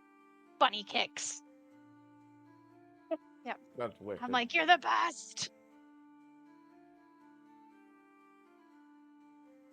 As she's doing that, and then when he comes back, I'll pick up one of the balls of yarn and I'll put it on the back of my shell, and I'll just kind of like gently pick her up, and I'll gently place her up there with the ball of yarn that she's playing with, and I'll look down at Fopta and do you want to ride? Ride? I did not see you as some type of horse? I'm not a horse. It's just easier this way. Oh. No, thank. No thank. Oh, the choice is yours. I prefer to walk on ground. It's helps me move better in case of bad emergency. Okay. And Yeah. I guess we'll start walking, heading towards the. Do we know where the kobolds are? You don't, not yet. You just know that they've been waylaying travelers. That's been the rumor about the tavern since Bart, you and Shadowstripe have been in there. You've been able to pick up the rumors and the hearsay of kobolds being a general menace to the populace. They weren't so bad a while ago, but recently the attacks have begun to increase, leading people to believe that there might be more somewhere out in the wilderness. Fopta, did you say that you got into a fight with some kobolds last night? Oh. Yes, I did. I was walk from place and was attacked by a group of kobold. It was annoying. Maybe we could go there to start. Perhaps so. I think they might be scared of me. But we shall see. Maybe big kobold comes out to challenge. I've never seen a big kobold before. They are like kobold, but big. He says with a smile, like you completely understand him.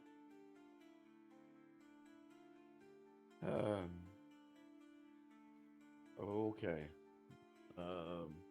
Big kobold. Like how big is a big kobold? Bigger than normal kobold.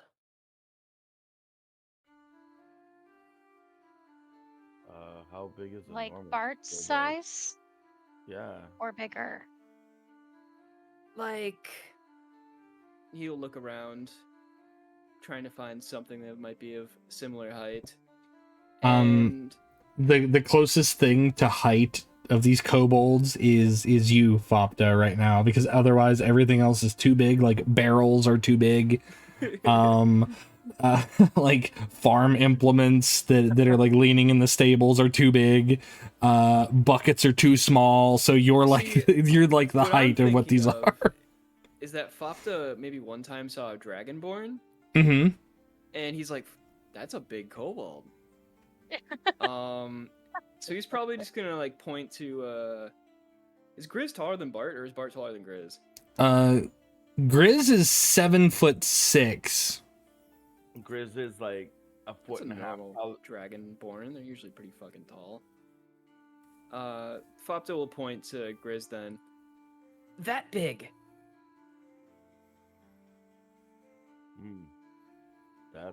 That's big. That's a hefty little kobold. You sure it wasn't a couple of them in a big old overcoat? They were naked, Naked. I think. They were, in fact, not naked. They were. They were in fact not naked. Yeah.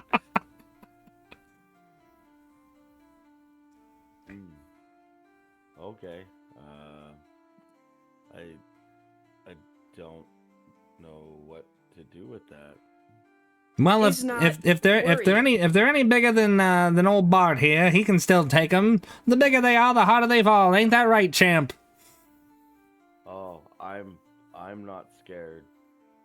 Bart doesn't get scared. I'm ready for a fight always. And he kind of like hops back and forth in a fighter stance and Mhm. like, you know, see, just like kind of like throws a couple jabs at the air, you know, with Shadow his Stripe is bouncing in the back. Because she's on his shell at this point. Wait, And- is she on his shell again or no? Oh yeah. No. And you'll see that Bart actually puts on has a shield on his right arm now that he's getting ready to adventure out of town. He's got the only other thing, is this wooden shield that he carries around. Fopta might do a couple of like stretches underneath his cloak, but besides that, nothing changes about him. And I would say we're ready to head out of town on our way over to find these kobolds where Fopta got attacked at, right? Yeah, I think it's the plan. I believe that was the plan, yeah. See if we can't find a similar group of kobolds, and maybe go see if they lead to a woman or something. Okay. So, Because we're looking for a lady's husband. Yeah. Okay. Do we need to get his description so that we know if we found him? It'd probably help. But I think we're already out the door. well, no, I just set the scene. I'm just moving the scene from the. This is just when you decide to leave the town. So if you wanna go talk to Dovin's wife, then yeah, you can get a good description of him. Oh, we're looking for a husband. Okay. Yes. Oops. Listen, you know, common is hard. Common is hard to Common is understand. hard. It just We're- doesn't sound the same as Goblin. Yeah, words are hard for small goblin. He just doesn't understand. He doesn't get it. Definitely, I think, yeah, we'll talk to Dovin's wife before we leave. Okay. Wait. Grizz escorts you guys to the stall residence, where Dovin's wife, she's, it doesn't look like she's slept. She's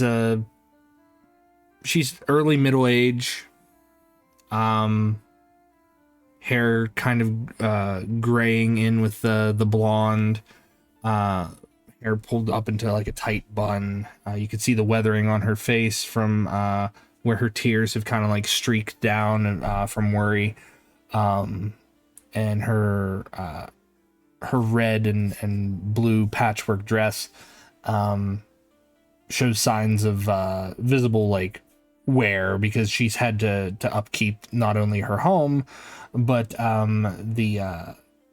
their animals as well, and it's something that she's obviously not used to. Her husband tends to help with a lot of that stuff too, but she greets you all as you make your way over.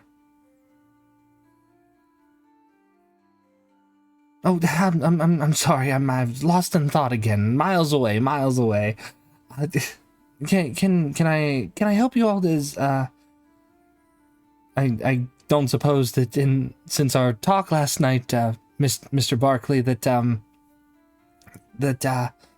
you've heard anything from my husband? And he's like, sorry, ma'am. No, we're just trying to get a description. Oh. I couldn't hear. Oh, you couldn't hear? Yeah, one sec. I'm gonna log out of the voice chat and log back in, because Okay. all of that was, yeah. Okay, can you guys hear me? Yes. Yeah. Yes. Okay. Yeah, I missed all of that. Okay.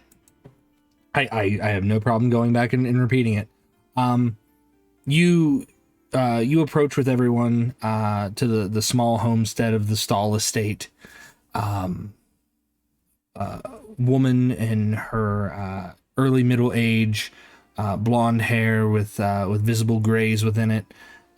You see her tear streaked, weathered face, and her patchwork red and blue dress is torn and worn from having to tend not just her homestead but the animals in which her husband supposedly took care of for her. But she looks to all of you and says, "Oh, forgive me. I was miles away. Can I help you? Have you? I don't suppose that you heard anything from Dovin or of Dovin since speaking last night, Mr. Barkley." And the Furbolg just shakes his head. No, we're just here for a description of your husband. You might want to give it to them, because sometimes I'm not too keen on a lot of the details. And the woman looks to all of you and expectantly, like, you know, what questions do you want to ask her?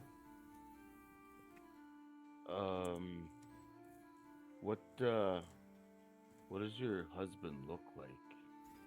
Oh, Dovin, he's strapping for his age. He's got this ginger brown hair. He's got he's got a very strong jaw, dark eyes, and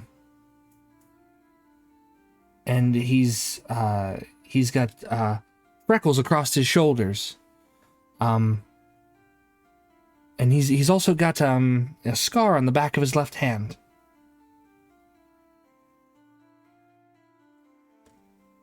Fopta will chime in real quick. how tall is he? And is he human? Oh yes, he's human. And she says, oh, he's probably about 5'9", 5'10". I see. This will help us. Is there any other distinct feature? Oh, he wears this he says it's his lucky cloak. It's a tanned cloak. It's never lets me wash the damn thing, but he wears it everywhere. If you find him, he's more than likely wearing it. This will help. Thank you. Where does he normally go? Oh, he's got this penchant for traveling into old dusty ruins and things like that. And I'm not going to lie, the money he makes from bringing back artifacts and things of that nature it's good. It's really set our home up very well. And but ever since the mention of the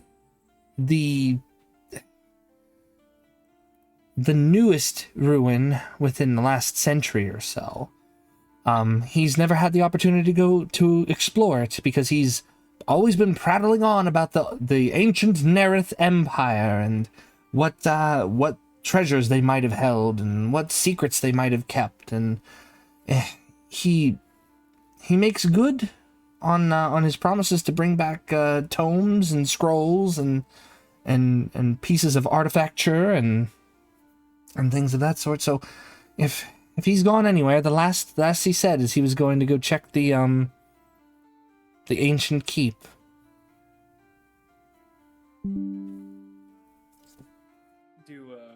Do we know where this ancient keep is?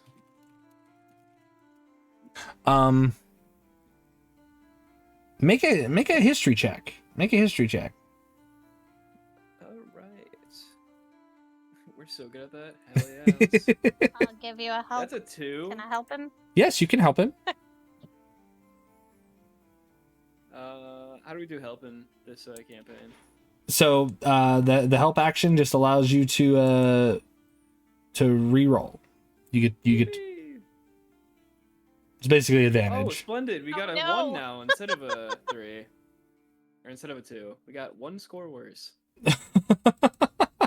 So you're thinking about it, and Popta, you are not as familiar with the geography of this area as anyone else. In fact, you're probably the least familiar from where you were traveling. And We'll feel around on his pouch where his map is, mhm. and he goes to like take it out from underneath his cloak. He pauses before his hands are revealed, and he's going to very awkwardly set it down and point to it with like his where his hand would be underneath his cloak. He'll point to it, and Would you be able to point on map where? I have back pain. Cannot look up. Oh, and she looks at the map and she just kind of shrugs. She's like, I'm sorry, I couldn't tell you where this keep is. My husband had a map with it on there. Oh, but you know who would know? Perhaps you would check with Elian. If you check with Elian, he would likely know. He lives in the tenements down at the south end of town. Perhaps we head there?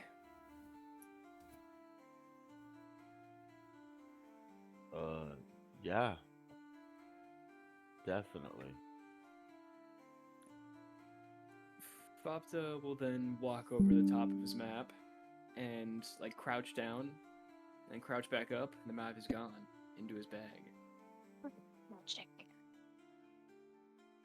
And he will do a fast bow to the lady and then start walking. And yeah, so Bart, thank you for your help, ma'am. No, I thank you for looking into it. I just, please, if you could bring my Dovin home, I would appreciate it. We'll look into it.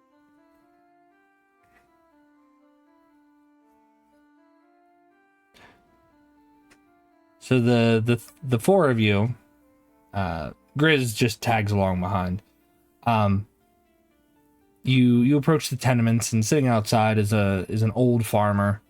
Wears a sackcloth, looks like burlap overshirt and baggy breeches and sandals. Skin very well kissed by the sun. And he slowly tips his hat and says, "Morning to you, morning, morning." Good morning. Good morning. Who you looking for? Fopta will do the exact same strategy he did before with the map and point to it underneath his cloak. Ancient ruins. Unfamiliar as to where they are. Oh, you're looking for the dragon too, ain't you? There's only a dragon that might have been buried there, but let me take a look at your map there, kiddo. And he reaches out and he goes to take the map. You let him take it? So, yeah, I'll explain exactly what this map looks like. It's not a normal traditional map in any sense. Like, there's obvious geographical features and it's topographical. It was made by somebody who's been themselves through this area, or, you know, taken their best example from what they've seen. But on the side, there's like, where you would think like maybe little danger spots would be, there's like angry faces. Angry Like little stick figure drawings and Okay. scripts of like text in Goblin. It's a very disjointed map. There's a lot going on. Quick question. Does Shadowstripe or Bart speak or read Goblin? No. No. Okay, so it's just a bunch of nonsense scribbled on this map. At least to you guys. And the old man kind of like narrows his eyes. He's like, I'm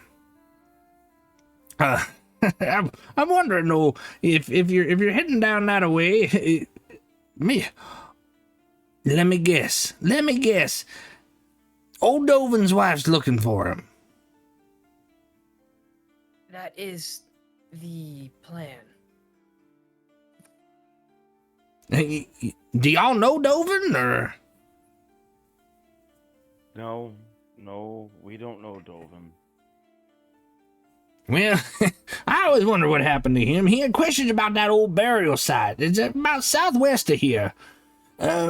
He was saying that there was a dragon buried there. I told him it was probably just an old trash heap. But he wouldn't hear of it. No, sir, no, sirree. Well, I gave him directions to the place, and, I'm something of a historian of the area, you know. But he took my directions, and we haven't seen him since. Well, I hope that poor sod's all right. If he is strong, he should be fine. Now, ain't you ever heard there's strength in numbers, kid?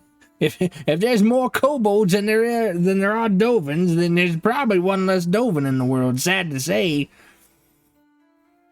Let us hope that is not case.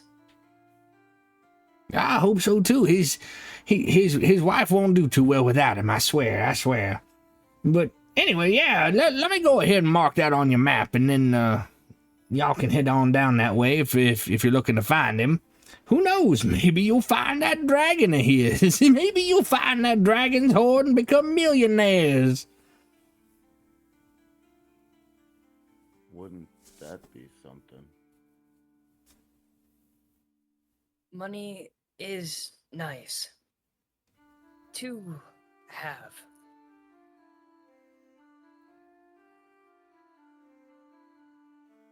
Yippee! So yeah, he marks it down on your map. Cool. Fopto will tell you that the he'll describe in length basically what each of the little markers mean.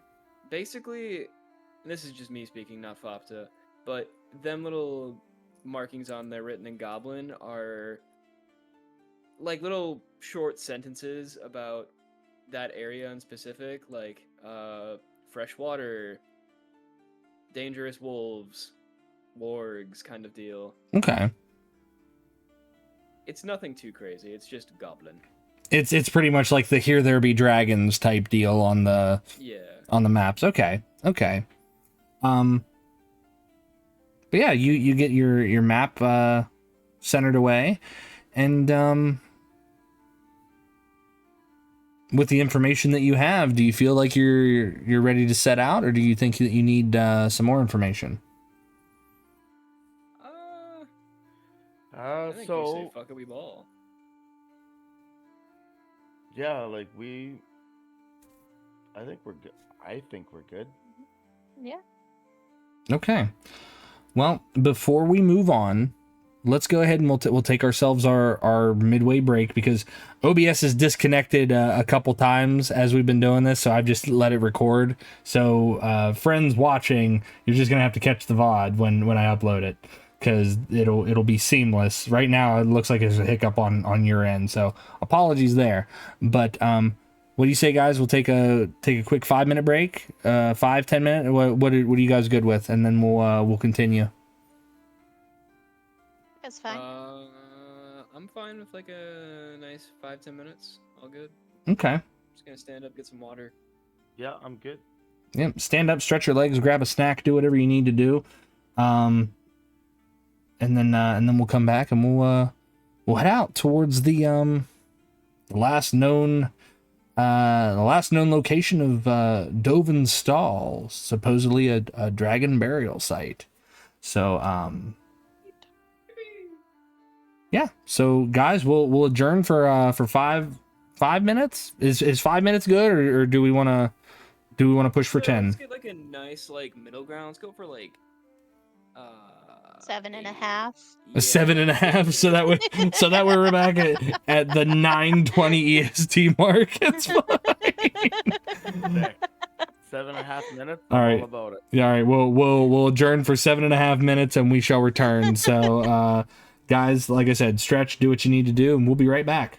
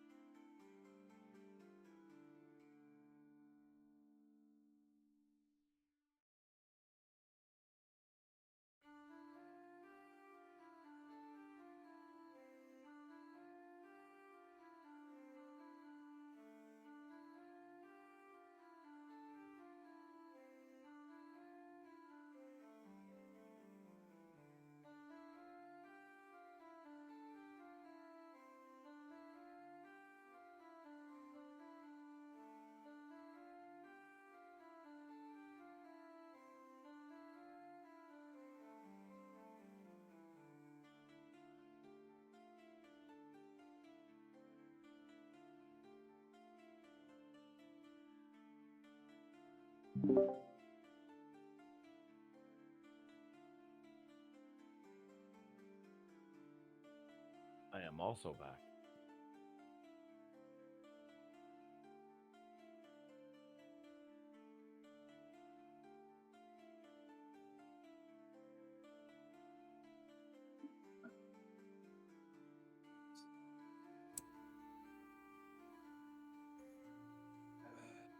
Oh, my mic was still muted on stream. Haha.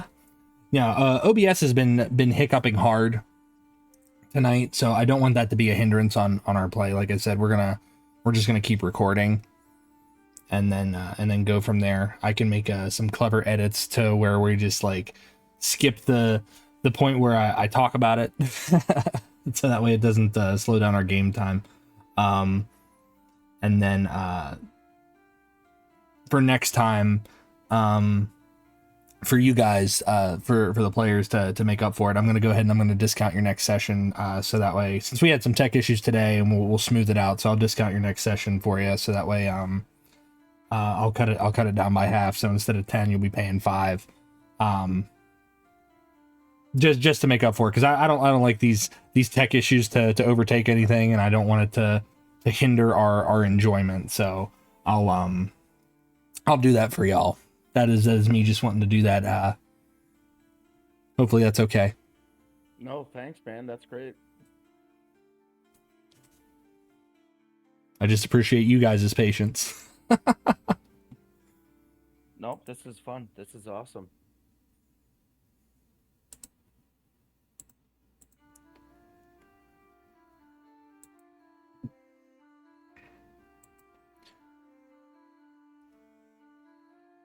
So we got Bart.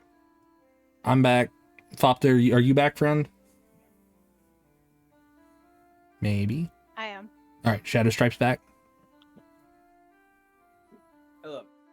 I Hel- returned. Hello, you have returned. Boyfriend needed attention. I'm back though. It's all good. It's all good. So if we're back, we can continue, right? Is everybody ready? Everybody refreshed? Got to stretch your legs and things like that. Yep. All right, cool. Let me get our be right back off the screen there. And we're back to it. So the four of you gather the information that you need regarding Dovin. You remember that his wife has described him as having ginger brown hair, a strapping build, very broad, strong chin, freckles across his shoulders, and he's never to be seen without his tan lucky cloak. The assumption, of course, is that if he was strong enough, that he could fare well out there in the wilderness. But with the increase of the kobold attacks, obviously, the worry upon his wife is absolutely real. You set out from Winterhaven. Upon leaving the town of Winterhaven behind, the sun is still high in the sky, casts a bright light clear over the landscape. The King's Road stretches out before you, a well-trodden path that weaves through the rolling hills and fields of the countryside. The road is flanked by lush greenery, and the occasional wildflower adds a splash of color to the scene. Ahead, the crossroads comes into view. The wooden signpost stands tall at the intersection, its arrows pointing off in different directions. The sign is weathered and worn, testament to the countless travelers that have passed by this way before. The air is warm, the gentle breeze rustling through the leaves of nearby trees. As you approach the crossroads, the open fields give way to a broader view of the land, with the sun shining down, creating a vibrant and inviting atmosphere.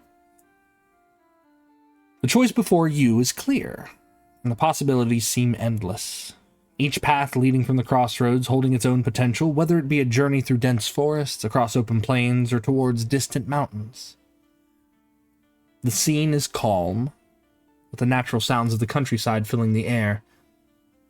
The sun's light creates sharp contrasts and vivid colors, enhancing the sense of anticipation and adventure. You take a moment to consider your options, the crossroads themselves offering a brief respite and a chance to reflect on the journey ahead. Your journey, from what you understand, is to take you south. So, let's get you south.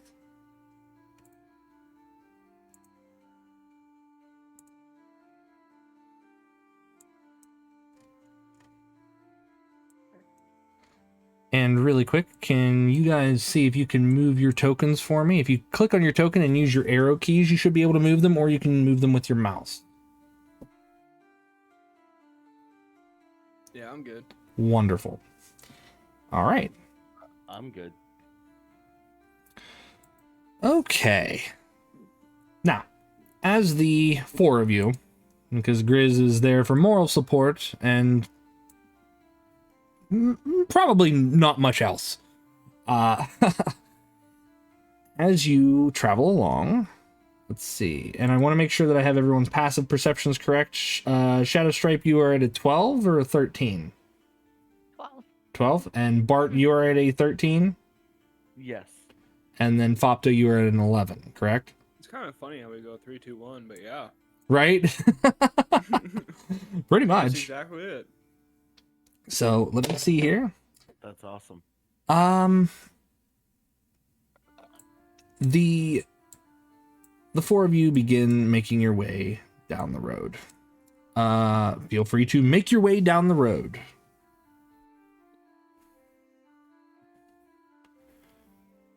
That I shall. And it's right I didn't know about... you could use the arrows. Yeah. And right about there, you guys hear something briefly off to the side. You wonder at first if it's a wild animal or something of the sort. But in those moments, the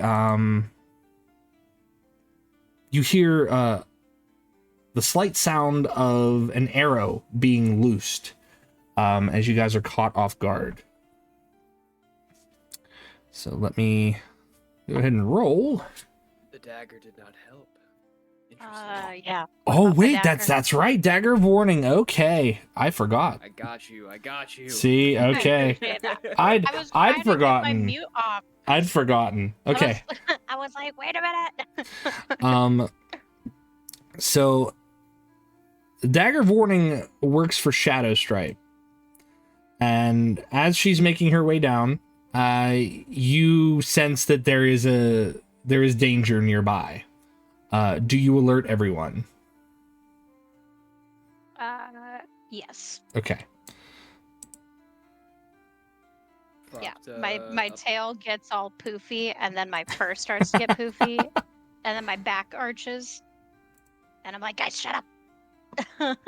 Guys. Upon hearing that there's danger, Fopta will immediately change his normally kind of hunched over, quiet demeanor to that of like a attack animal. He'll assume a wider stance.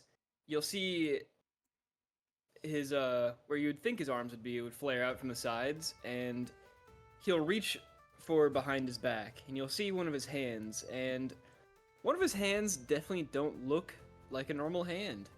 It's like the shadows intertwine with the actual fabric of his skin the actual skin of his hand, as it's like melding shadow to skin. It's very claw shaped. Okay. Well, that being said, Shadow Stripe, you have advantage on your initiative here, Correct. but nobody else has an advantage on their initiative, so it is a base initiative of everybody else. But you are not caught surprised. You guys are not surprised because she's informed you. Thank God. And then, so feel free to roll initiative for me, guys. Oh, thank God I have initiative. I rolled a 1 and a 10, so Oh. 13. Okay, so 13. All right.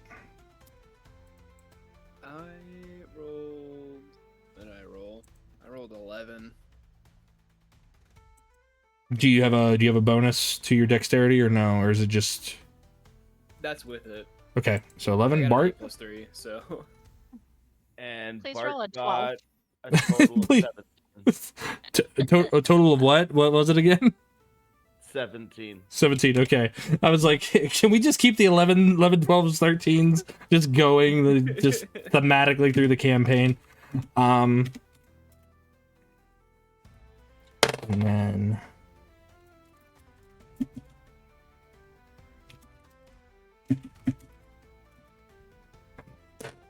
Oh, okay.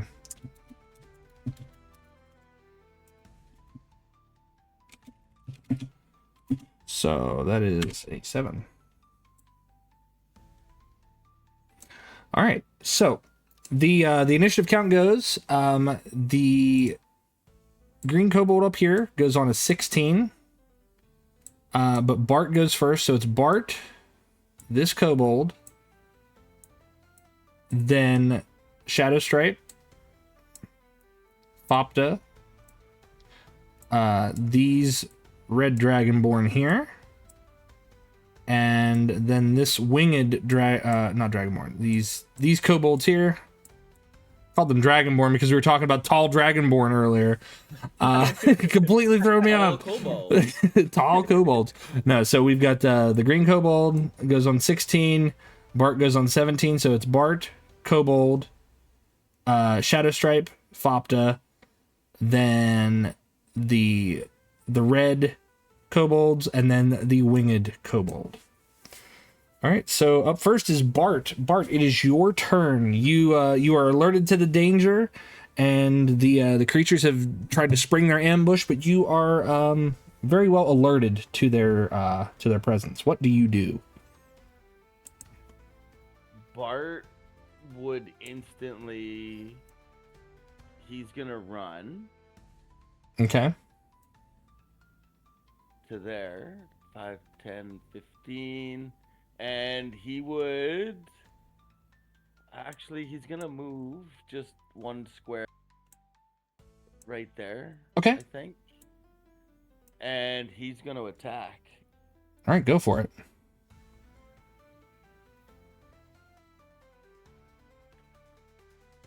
6 plus 5 is 11. 11 does not hit. Their target number is 14.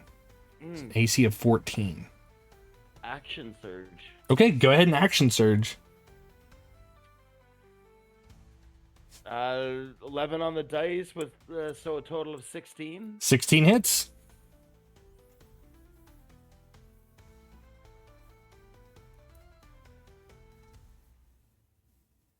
Roll that sweet damage. 5 points of damage. 5 points. Okay. And I think that's gonna be his turn. Okay. Up next is that same kobold. He is going to stab at you with his spear. He has a +5 to hit. If I don't roll my dice completely off my desk, I will grab my other dice. Always have extra dice on hand, kids. So he has a +5 to hit. That is a total of 12. But a 12 does not hit you because I know your AC is 19. So that's okay. But as he does that, he jabs at you and realizes that his attack is missed. It either glances off of your shield or your shell, and he is going to use his bonus action to disengage. So he is going to run this way.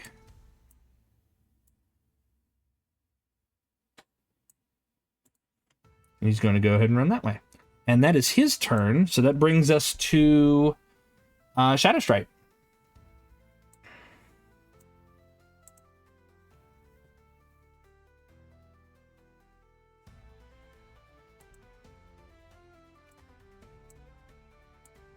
Taking away my very first sneak attack. I see how it is. Can I hide in the bush? You can hide in the bush, absolutely. Do I have to roll for that? Yeah, you have to roll a stealth check because Yeah, these okay. creatures did see you in the middle of the road. 16 plus 7, 23. 23. Okay. That works. Go for it. So you are hidden. And then I am going to I don't know if Bart would see me, but Fopta just sees 2 silver claws come flying out. So action, bonus action. I'm using my psychic blades. Okay. So the first one, ooh, yuck. And I'm attacking the green guy. The green one? Okay. Yeah, it's a 12 on the first one, so that misses. Yeah, 12 does not hit. 14 is his then armor it's class. an 11. Oh no. Can we stop at the 12s So and I 11s, missed. guys? That's everything. That's what we've been doing. I was joking, game, okay? We don't want those numbers. High numbers, please.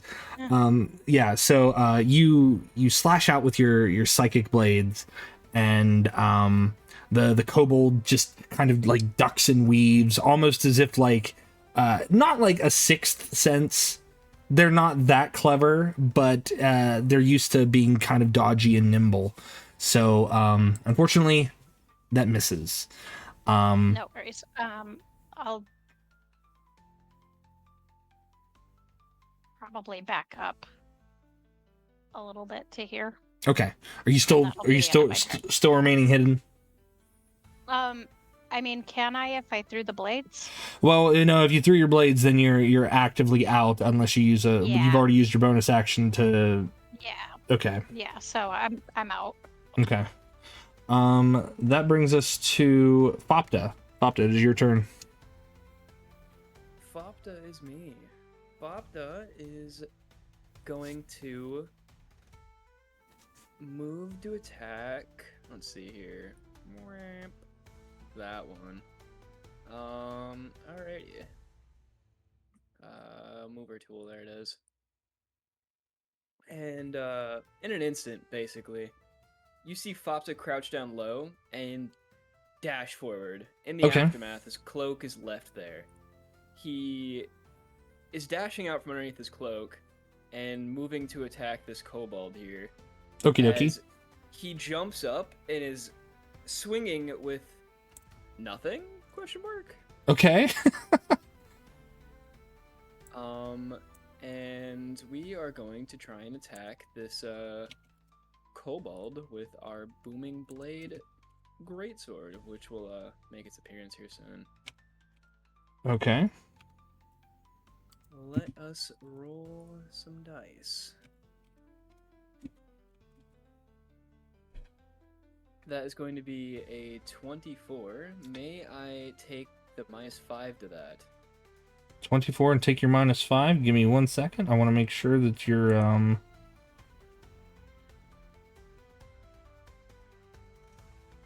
Yes, you may. Yippee! Alrighty, we will then roll some damage. So 24 -5 brings you to 19. 19. Yeah, that still hits. This one's AC is 18. These are armed kobolds. Yippee! And that will be with the funny little thing that Great Weapon Master is. A total of 19 slashing damage as he jumps forward, and you see this this greatsword, far bigger than Fopta, materialize in his hands as he swings forward with it, slashing at this kobold. Okay. So 19 points of damage? Yes, and he's also booming bladed, so if he chooses to move, there will be repercussions. Okay. All right. Wonderful. Hear a voice come from Fopta. And that will be all. Okie dokie. So from Fopta's turn, it is these kobolds' turn. We'll resolve the one that's in front of you, Fopta. We'll resolve that one first. He is going to go ahead and make his 2 melee attacks. You come in with your sword, and you swing down, and he barely brings up his shield in time to connect with the weapon, and it clips his shield and then hits him in the arm. But he only has a +4 to hit with this one, so he's going to shield bash you first, and then he's going to try to jab at you with his spear. So +4 to hit. That is a 6. A 6 does not hit you with the shield bash, but he will attempt with the spear. That is a 17 on the die, +4, so that's for a total of 21. So he is using one hand with this spear, so it's only a d6. D6 + 2 for 6 points of piercing damage. He swats aside the best he can with his shield. You've really damaged his arm. That's probably why his shield bash missed, and he jabs at you with his spear with the other way, and catches you just a little bit along the side. But he's going to stay there. He's going to stay there. Actually,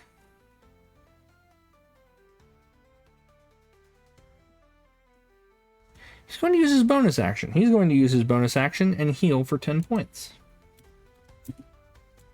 With his Draconic Resilience. Very smart kobold. Then we have these 2 kobolds over here. So let's resolve them now. This one can see Shadow Stripe, but he has to spend 5 feet of movement to hop over that, so that's 10, 15, 20, 25. Okay, so he can still get there.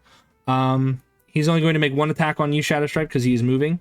One hand with his spear, so +4 to hit. And that is a 6 on the die for a total of a 10. I don't think 10 hits you. Then this one is going to do the same thing. So 5, 10, 15, 20, 20. Oh no. 5, 10, 15, 20, 20. He can get to there.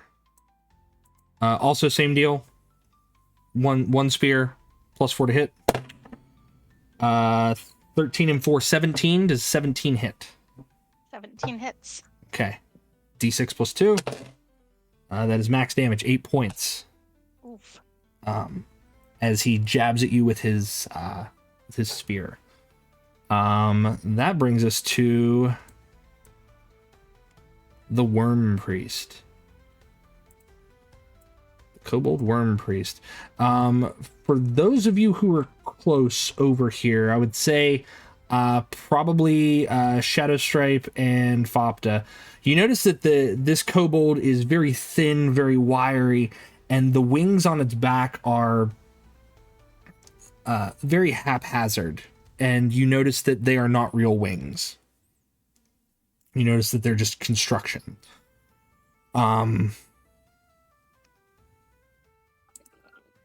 So the Worm Priest is going to...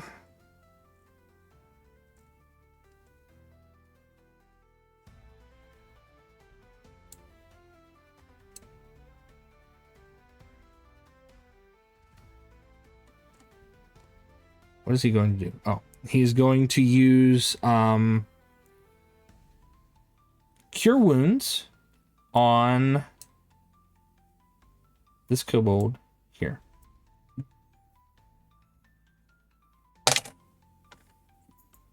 Three points. A whopping 3 points. And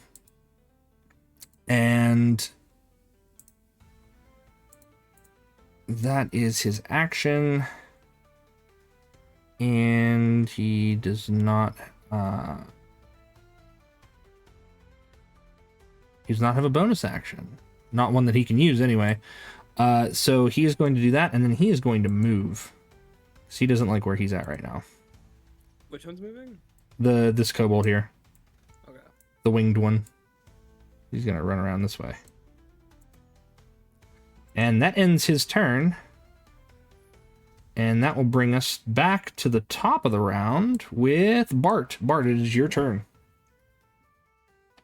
So Bart's gonna run up and he's gonna be yelling, "Hey, leave Shadow Stripe alone."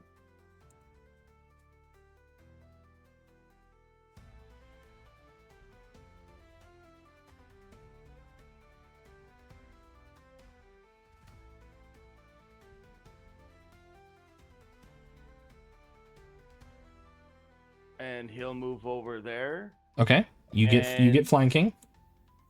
And he is going to grapple that kobold. Okay.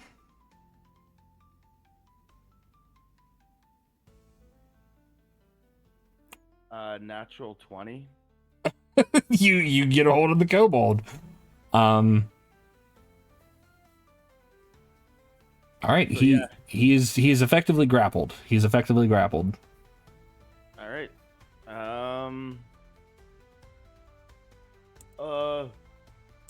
Shadow Stripe. Hit him. Hit him hard. That's my turn. Okay. Considering that from your turn it goes down to the green kobold. The green kobold sees what's going on, and he is going to try to dash in and attack you again. We're over here. And because he has an ally next to you, he is going to utilize his pack tactics. So pack tactics, for those of you who are unaware or uninitiated, he has advantage on attack rolls against creatures if at least one of the allies is within 5 feet of the creature. It works opposite. It does not work as flanking, because flanking, as long as there is a character on either side, on opposite sides of the creature, players get flanking. He doesn't have to have someone on the opposite side. He just has to have an ally nearby. Difference between pack tactics and flanking. Yes, go ahead. Do these kobolds also take the sunlight sensitivity as well? Yes, they do. I see. They've been rolling rather well for disadvantaged. Interesting. These are some very good Goddamn kobolds. kobolds. Yeah, damn kobolds. Can I trade you dice?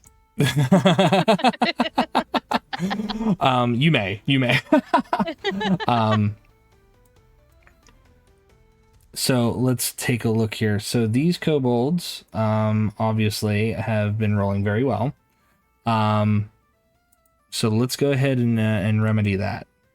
So his advantage is essentially negated by his sunlight sensitivity. So he just gets a flat roll against Bart.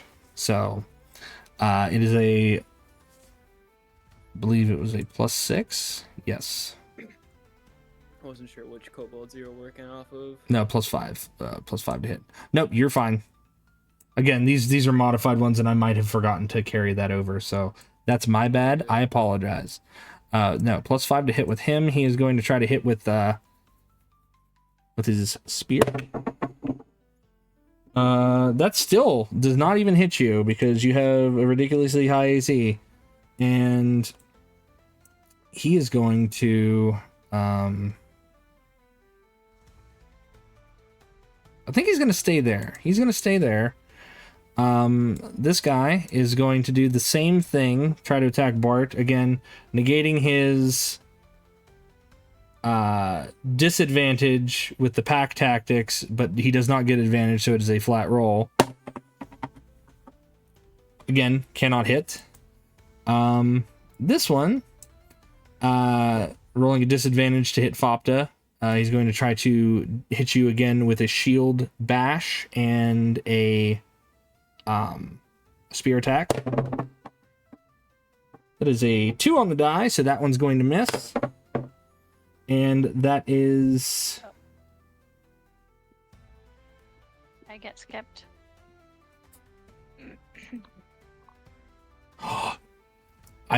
I did skip you. I apologize. That It's is all my. good. It's all good. They It's all didn't good. hit anyway. They didn't hit anyway. So go all ahead, good. Shadowstripe. Go ahead and take your turn, and Fopta, why don't you take a turn also? I was used to having all the kobolds go on the same initiative order. It's all I good. was like, Feel "Alright, feel free to call me out on this. It was the whole all well, disadvantage thing. So go for it. I feel it. No worries. So Bart has this guy in front of me, Yes. grappled. Does that give? But I would have advantage anyways. So I'm just gonna like jump up on its chest Hmm. and like bunny kick with my back feet, and you guys just see like one massive claw in each, and my using my psychic daggers again. Okay.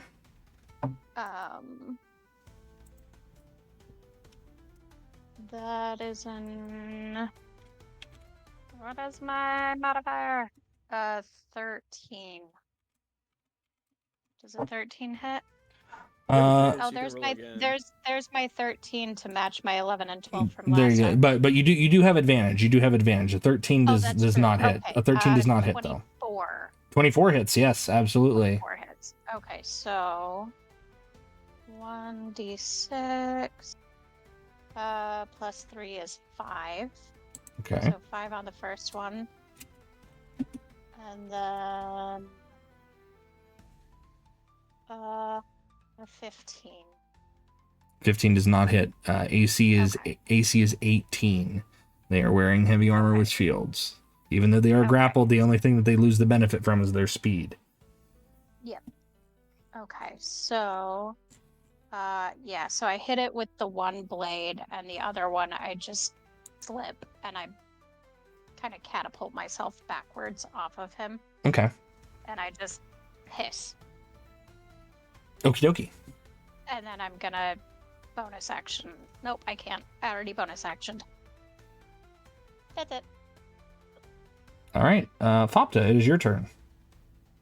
Cool. Fopta is going to do a armor of Agathis as he puts his fist in his hand and clenches real hard as these icy crystals form around him and suck to his skin, casting himself some armor of Agathis. Okay. Then, as our bonus action, we are going to Hexblade's Curse this guy right down here. The worm priest. Okay. Yeah. Then we are going to 5, 10, 15, 20, 25, 30. I'm aware I'm going to probably get opportunity attacked. Yeah, he's gonna swing at you, Sure. but he swings at you at disadvantage, so he might miss. That is a 12 and a 13. Neither hit. Neither hit. All right. Yeah, as Fopta casts this Hexblade's Curse, he brings out his greatsword and aims it at the worm priest, Okay. dematerializing it as he runs forward, ready to take on this guy. All right. Wonderful. Seeing as I had already tried to accidentally give the other kobolds a turn, the only one who really didn't go was the worm priest, so I'm gonna let him go, and that's gonna be the kobolds. So the worm priest, he sees you approaching, Fopta, and he stares at you and then just inhales and then exhales. I need you to make a dexterity saving throw for me, please, as he exhales fire in your direction. Sounds good. That is a 21. 21. Okay, you succeed, and you take half damage on a failed save. So instead of 4d6, you will take 2d6. 2. I thought you said 46 damage. I'm like, huh? Yeah. 4D. I'm sorry. Sometimes my accent sounds That's bad. why we got the 3 the 3 healing potions. Yeah, because everything is 40. Just increments of 40. 40, 80, 120. You will take 7 points of fire damage as he exhales fire in your direction, and I'm going to see if it recharges, and it does not. So he does that. See this fire connect with Fopta, and he's unbothered by it. It's captured by this icy metallic essence that coats his skin. And then this kobold is still going to go 1, 2, 3, 4, 5. He goes over to here. And that is his turn. We're going to go back to the top of the round with Bart. Okay, because I have him grappled at the top of my round, I get to do a d4 of damage to him. Yes. 3 points of damage to the kobold I'm grappling. And I am going to attempt to hit him again. Okay. 12, 17 total, and 19 total. The Is night. that with advantage for flanking? Yeah, that was the Oh, second okay. roll was 14 plus 5. Yeah, so the 19 hits. The 19 hits. The 17 does not. Okay. Their AC is 18. So a total of 7 damage on the dice. Okay, wonderful. I love the unarmed fighting style. It's very cool. Can I ask what this guy's AC is? Which one? The Worm Priest. Let's see. Have we tried to hit him? Let's see. No, nobody's tried to hit him yet. So we've not tried to hit him, so I cannot reveal his AC until we try to hit him. Fair enough. But you know that these red guys, they have an AC of 18, and the little green dude has an AC of 14. Gotcha.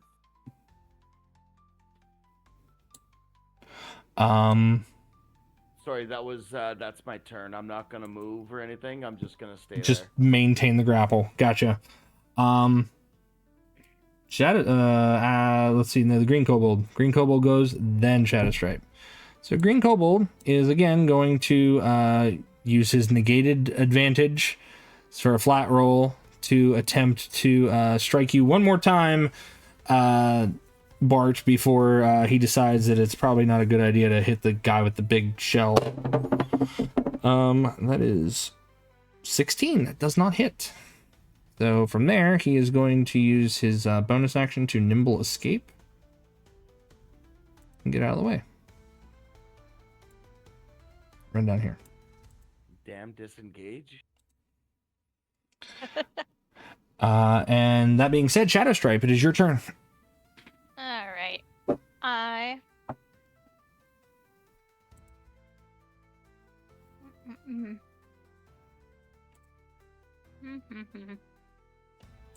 A Shadow Stripe is just gonna like jump forward and start scratching at his leg. Okay. Because my cat claws do just as much damage as my blades. So that is a 24 to hit. 24 hits. Oh Jesus H fucking Christ. 4 damage. 4 damage, I all right. rolled a 1. Oh, no. Oh, but that's you- with sneak attack. I was That's gonna with say, are sneak you- attack. Mm-hmm. I forgot to do sneak Mhm. attack on my last one. Well, since I jumped a Okay, turn, since I jumped a turn last time, I'll let you add your sneak attack this time, and just go ahead and add it from last time and this time. Okay. So that's 8 more for the sneak attack. Okay. And then 6 more. And 6 more. For the Gotcha. last one. Okay. Okay, that was my bad. Nope, it's- And then bonus action. 19 to hit. 19 hits. 14 on the dice. AC is 18. And then 5 more points of damage. 5 more. All right. He is not looking good at all. He's almost dead. Wonderful. That being said, is that your turn? Yes. All right. Fopta, it is your turn again, my friend. Fopta will run up, materializing a sword halfway through, Okay. and move to attack this kobold. Okie dokie. That will be a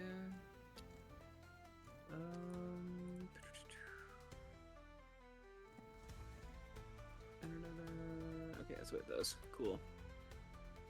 I've never played a Hexblade before. This is interesting.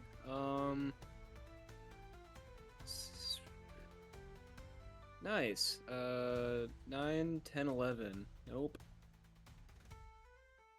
That is a miss. Yeah, his AC is 12. His AC is 12. Of course it is. Darn.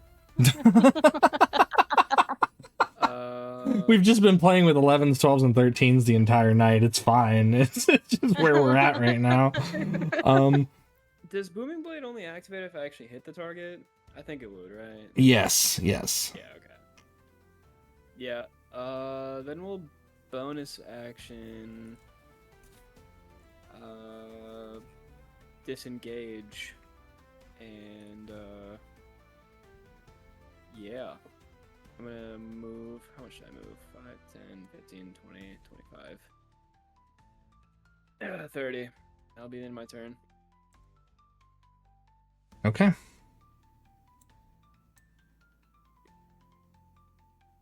Actually, you mind if I take that back real fast? Yeah, go ahead. Your turn is technically not over. Your turn is technically not over. I'm gonna stay there and keep my bonus action actually. Okay. Which doesn't really do much for me, but you know.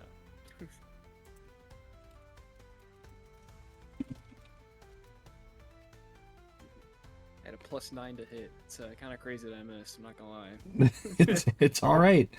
That being said, he is going to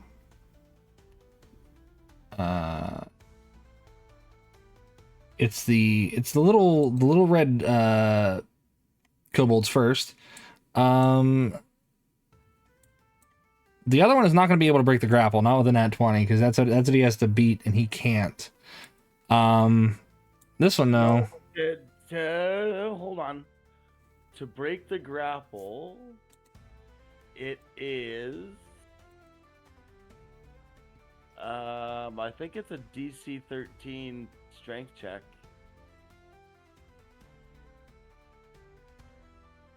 Well, then I'm going to attempt it. Nope. Oh no. Nope. No, that was a 1. That was a 1. Nope. Oh, that sucks. It sucks to be him. This one is going to move up here. And this one is going to target Shadow Stripe. Pack Tactics negates, so it's flat roll. +4 to hit. That is an 18. Yep. And that is D6 for 7 points. Oof. This one is going to try to hit Bart. Again, negated for a flat roll. That is a 19 total. That is a 19 total. That does hit, correct? That hits. For 5 points. 5 points of piercing damage. He finds a soft place underneath your arm where you're holding the other kobold and kind of jabs at that portion where your fleshy turtle bit is not near your plated turtle bit.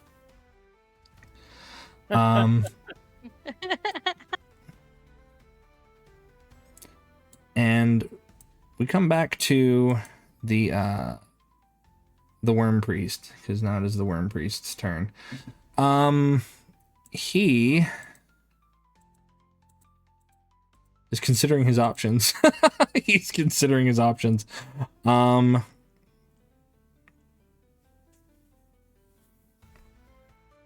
Does his thing charge? It does not. So he is going to cast Hold Person. So I need you, Fopta, to make me a Wisdom saving throw. DC 12.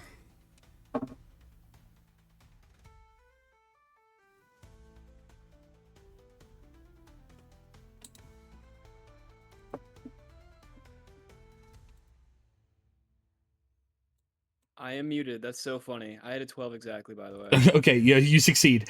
You feel this this energy wash over you, and it's almost as if a draconic hand sprouts from the ground, a spectral draconic hand, and it goes to envelop you, but you're just small enough that you wriggle through the fingers and you escape.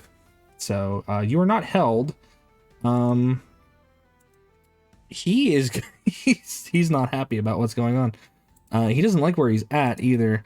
He's gonna risk the attack of opportunity because he does not have nimble escape. So go ahead and make your attack of opportunity on him, Fopta. Again, his AC is 12. Cool. That's Warcaster. Never mind. I was gonna say, can I Booming Blade him? But no, that's Warcaster. Alrighty, we're going to hit him with a 6, 7, 8, 9, 10, 11, 12 exactly. Mm-hmm. Nice. And that will be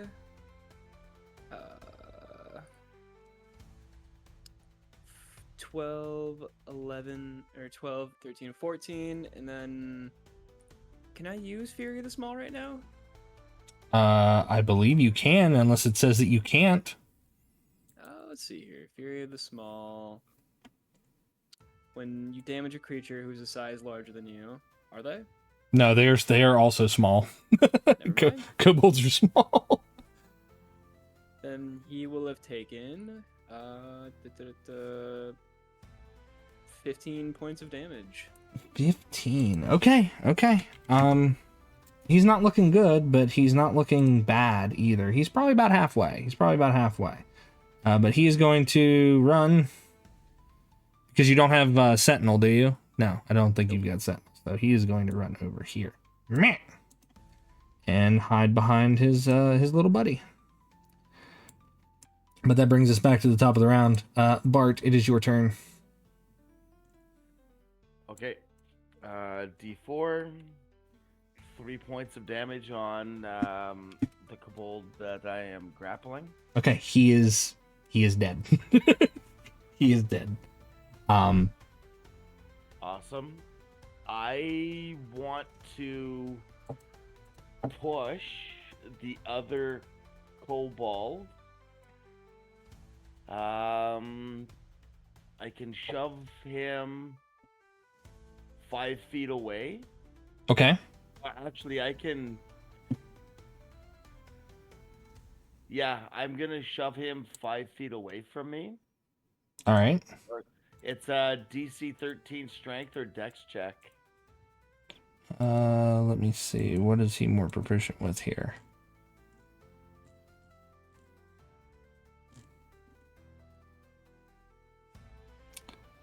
He's actually proficient with dexterity saving throws, so I will go ahead and use his dexterity because it's both his strength and his dex are at a +2, so it really doesn't matter. But since he has proficiency, he gets a +4.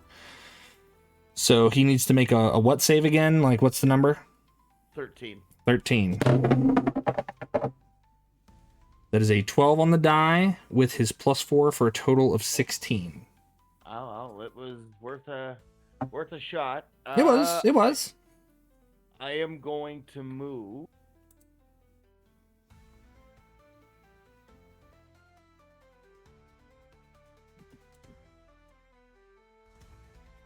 I'm gonna move there. Actually, I'm gonna move there. I might suggest staying with Shadow Stripe. It's all good. It's all good. You sure? Yeah, he's Yep. you're gonna provoke an attack of opportunity from the one though, since you're Yeah, running past him. I'm aware. +4. That's an 18. That misses. So he comes very close. He comes very close. He jabs at you with his spear as you go to run by, and you feel it glance off the back of your shell. He might have chipped it a little, added a new little ding or a dent to your shell, but very good. And you run down there, and then what else? Is that your turn, or? Yeah, that's my turn. Okay. Fuck your opposable thumbs. I got vertebrae fused to my carapace. Right? Indeed. I just feel like he's like Bart's having fun right now. He's loving this. That's good. I'm glad he's having fun, because it might not be fun for very much longer. I don't know. So Kobold has a kobold friend next to him, so that negates his disadvantage. He is going to try to hit you again with his spear. That is a 19 on the die. So that is a +6 and 6 and 3 is 9 points of damage. Who's he attacking? You. The kobold is? Which one? This little green one. Oh. Okay, yep. What? Sorry. It was 18 or 19? It was a 19 on. It was a 19 on the die. Yeah. Okay, cool. And he hit me for how much? He hit you for 9.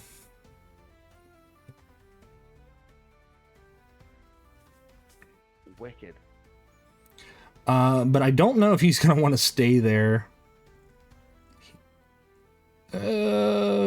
Debating.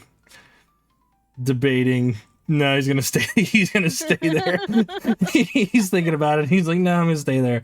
But that is his turn, and that brings us back up to Shadow Stripe. Shadow Stripe, it is your turn.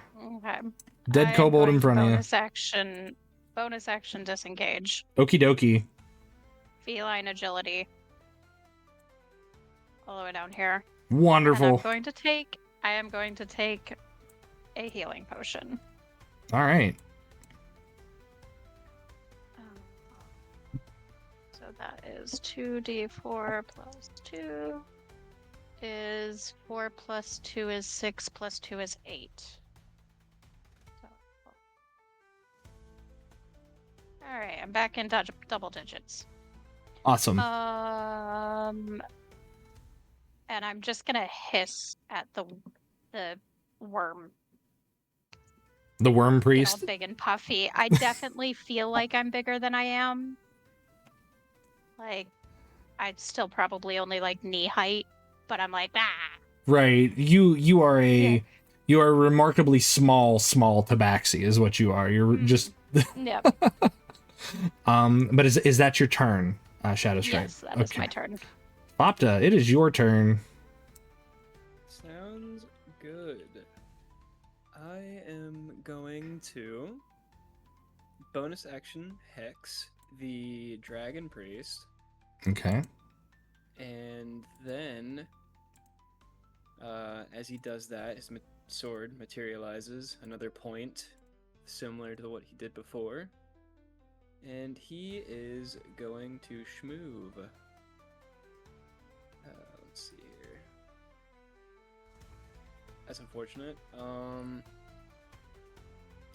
Actually, would it be okay if I cast bonus action instead on this fellow right here, the green one? Yeah. Are you hexing the green guy instead? Yeah, the green guy instead. Okie doke. Can do. Will do. Alrighty.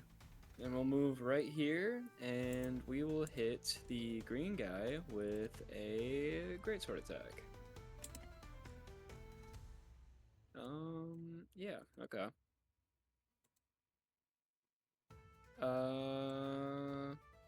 Is that made it advantage due to flanking? You don't have someone opposite of where your square is. If you were to slide over one more, if you were to slide here, you'd have advantage because Bart is right across from you. No, I was 5 extra feet out of my movement. Otherwise, I would. Yeah, you have to be like in one of the squares across from a party member is how you will get your flanking. So you can be here, but someone would need to be here, or 14 someone. hits though, right? Oh yeah, 14 hits. Yeah, 14 actually meets. So. Oh, cool. Alrighty then. So that is going to be 2d6. So it's going to be 15 plus another d6 of necrotic. For 15, 16, 17 damage. 17. Okay. So, would you care to describe what happens as you fell this kobold? Because, Sure. he he did not have a lot of hit points from before. So, go for it. Sounds good. Fopta from the distance, points his greatsword, hexing this kobold, basically damning him to death. And in a fast dash of action, he zooms forward, the sword dematerializing in a puff of ethereal, like, darkness.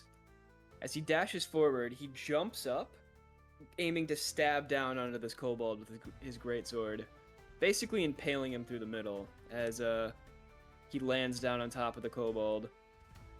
At the very top of his greatsword, he's perched, staring at the dragon worm priest, Mm-hmm. ready to strike. All right. Awesome. I can't say I don't love it because I do. That being said, is that your turn, Fopta? Yeah, that is my turn. All right. These two kobolds up here don't like that their leader is under attack and it is their turn, so they are going to try to make their way in, but 20, 20. He can make it to there, but I don't think the other one can make it over. 10, 15, 20, no. He can go to about there. He can make it to there, but he's going to go to about here. This one is going to fire his short bow at you, Fopta, upon seeing his friend go down. +4 to hit. A 9 does not hit you. This guy is going to swing at you with his shield and his spear. So that is a 14 on the die +4. That's 18 with the shield bash. Sure. He will take 10 points of cold as Armor of Agathis activates. All right, he takes 10 points of cold. Okay, that kills him. Nice. Oh no, he had 6 hit points. Okay, I was like, yeah, he's gonna run in and be a hero, and so yeah, he's gone now. All right, cool. I don't need monsters. No, that's fine. That's fine. We're all good. We're all good. So that is their turn. And then it brings us back to the kobold priest. Does his breath weapon recharge? It does. All right. Fuck. He is going to how is he going to maximize this? I don't know if he can. Meeny, miny, mo. Yeah, he's got to pick, and You he's should totally make him take 2 different opportunity attacks so he can get us all with burning hands. That would be really funny. right? Right? God, that's scary. That's scary. I'm gonna have him. They've not had a lot of luck hitting Bart. And he is scared to death of you, Fopta, because you've you've taken out one of his men. So Two, actually. yeah, well, he's seen one of them. He's seen one of them. The other one, he just saw like some magical residual energy like course off of you and take them out. Just exploded in cold. Got snowman. Right. So Bart, I'm gonna have you make a dexterity saving throw, DC 12. Wonderful.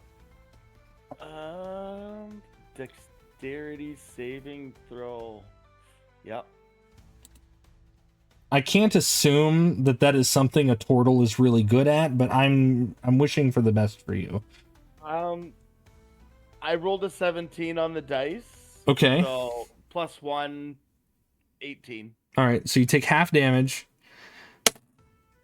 Two, for a total of 4 points of fire damage. And again, this kobold does not have nimble escape, but he is going to attempt to run away. So he is going to run this way towards the south. So Shadow Stripe, you get an attack of opportunity on him. Do I get an attack of opportunity as well? Actually, yes, you do. So yeah, he risks the two attacks of opportunity. Are you sure he doesn't As want to go east? predicted. He can get all 3 attacks of opportunity. Yeah, but that's so many. That's so many though. 23. 23 hits. So 13. 13 hits. His AC is Oh, 12. nice. His AC is 12. So- Wow. That's a 6 on the dice, so 9. 9. I rolled a 1 on the hit dice. So I hit for 1 plus 3, 4 points of damage. 4 points. Okay. He's still up. Not by much, but he is still up. Not for long. I was gonna say not for long. The other kobolds, we only have Green kobold is dead. the green kobold is dead, but this guy is still alive. But is it my Shadow turn Stripe, on your first? turn, It is Bart's um, turn first. It is Bart's turn Oh, It that's is. first. right. Oh, that's right. That Okay. reaction. So Bart is gonna move up to the kobold up top here. Okay. Right. Actually, I think I'm gonna go right there on him. All right. And I'm gonna attempt to grapple him. Okay. DC 13. Dex or strength? That is a 10 on the die plus his dexterity of 4, so that is 14. All right. He saves. That's I am going to bonus action.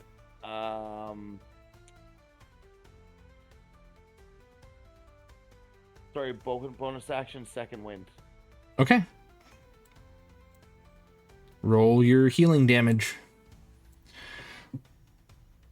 8. Nice. So my medallion, anytime that I get healed, while you wear this pendant, whenever you roll a hit die to regain hit points, double the number on the points it restores. Yep. That applies to healing surges as well. Okay, so that's 8 plus 3 is 11, so 22? Yeah. Wow. Okay, cool. All right. That is Bart's turn, right? Yes, that is my turn. All right, Shadow Stripe. The kobold is getting away. The kobold is getting away. Ba-do-do-do.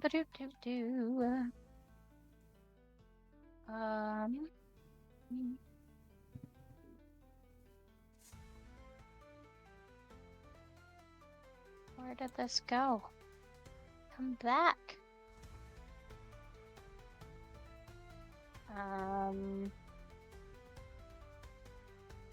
Alright, fine, don't. I didn't want to use you anyways.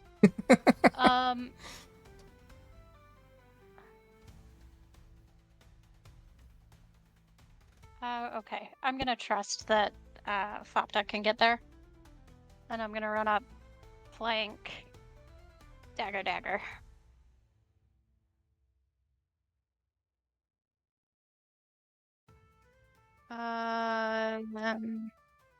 At advantage, 21 for the first hit. 21 hits. And then the second hit is also 21. 21 hits. AC is 18. Oh, god damn, that was max on both of them. Okay, so 18 Wicked. points. Wait, hold on. No, my bonus action is... Oh, that's my sneak attack. Okay, no. So I rolled a 6 first. Mm-hmm. So 6 plus 3 is 9. 9. With my sneak attack, 17 total. Okay. And then my bonus action, have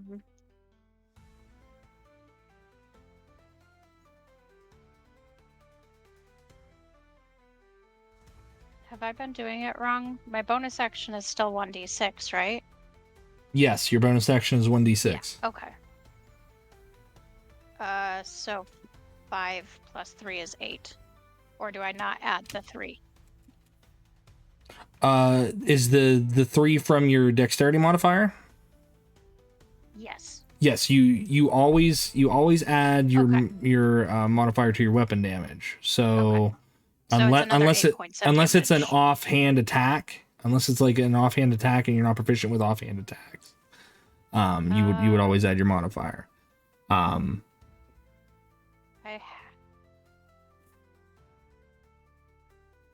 I think I have 2 weapon fighting, isn't that?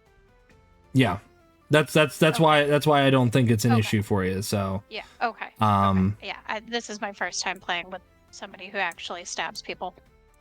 it's okay. So it's 25 points total. 25. Okay. He does not look good. He was the freshest out of all of the kobolds. All right. Is that your turn?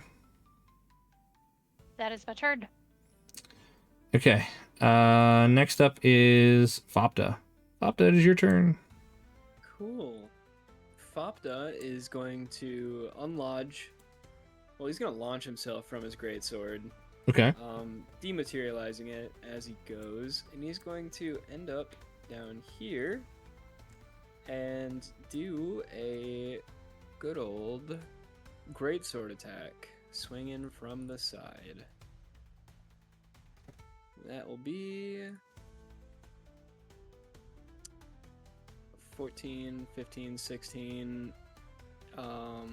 Yeah, 16 to hit. That hits. And, as my bonus action, I'd like to recast my hexblade, or not my hexblade, but my hex curse. Okay. So many hexes, so many curses going on here. Hexblades are fun. That they are. So that's going to be a total of 14, 15, 16, and then another d6. 1d6. 16, 17, 18, 19. 19 points of damage. Okay. How do you take out the worm priest? Fopta, launching himself from his greatsword, is basically flying at him, like hands outstretched forward, as he materializes his greatsword and does one giant upward swing, hoping to cleave the worm priest in two. That you do. And the two halves, as he gains some air, probably for the first time in his small draconic life, his body is lifted into the air from the force of your swing, and before his body splits in two, you see like the wings kind of catch a little bit of a draft in some form of mock flight before he dies, and then he just collides with the ground. Huh. Pitiful.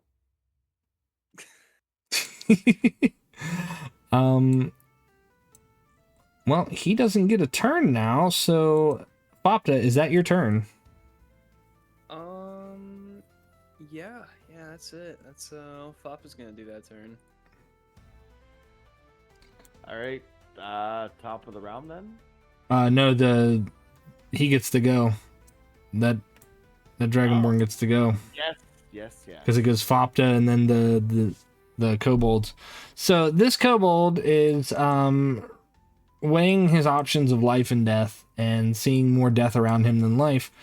He is going to drop his weapons, and he is going to nimble escape as a bonus action. So he is going to move.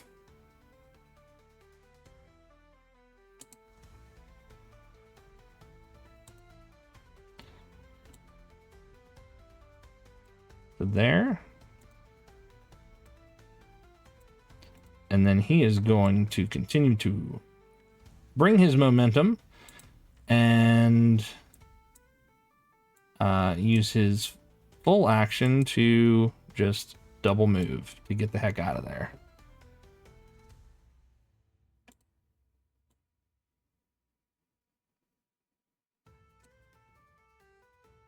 And he darts off, dives over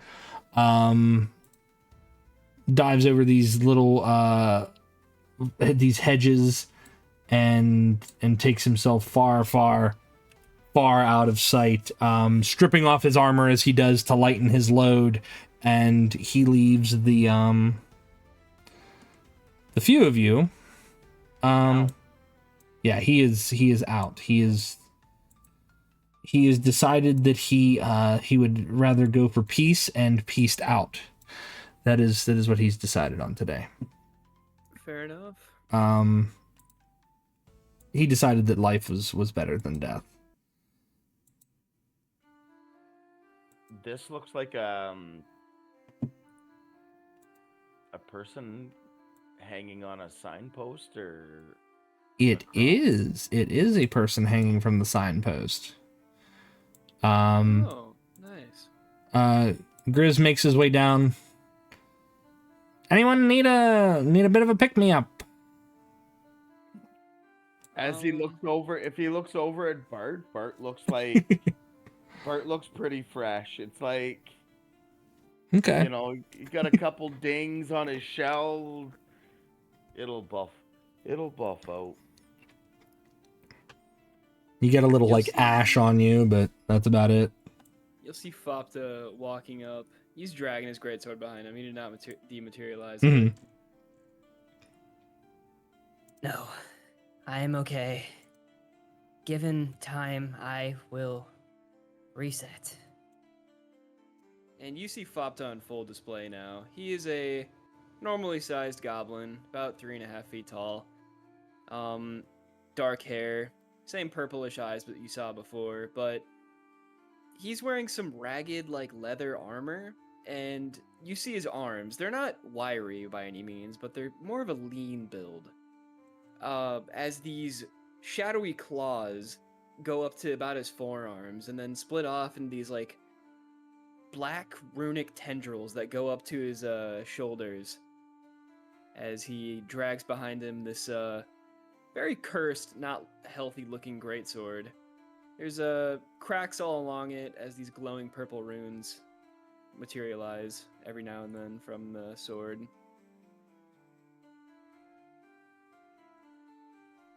That's a cool looking sword. Oh, yes, it is,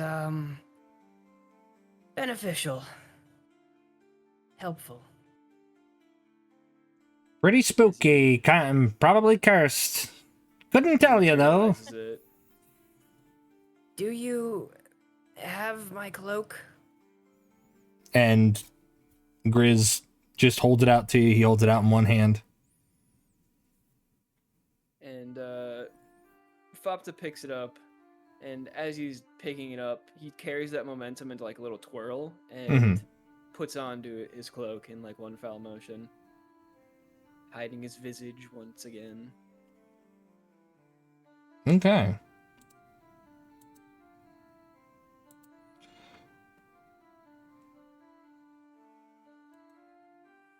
What about you, Shadow Stripe? You need some heals?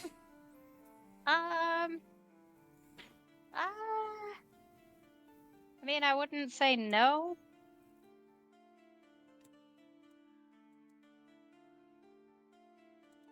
I mean, if we're being,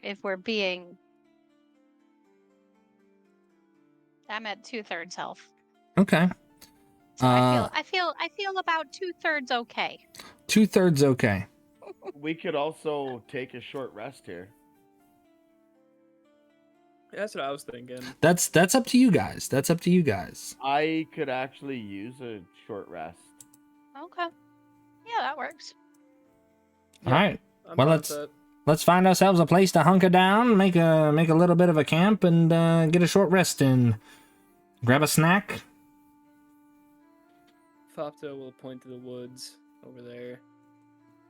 There's a clearing over there.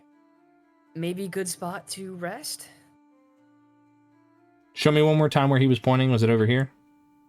Yeah. Okay. I loot the bodies. Yes, you may. You may loot all of the bodies. That sounds exactly like something Shadow Strike would do.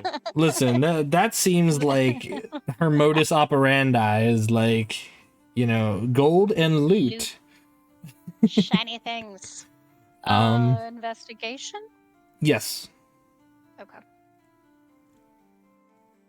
It is a 19 on the dice, so that is a something. Okay. Over 20. Well, 22. you find a great many things on these kobolds. On the kobolds, you find a total of 5 gold pieces and 23 silver pieces. That's among all of them. Okay. The worm priest, however, has a necklace with a dragon figurine carved of obsidian on it. And with such a high investigation, you're checking out the figurine. On the bottom of it is a skull with ram horns on the bottom of it, but you're not sure what it means.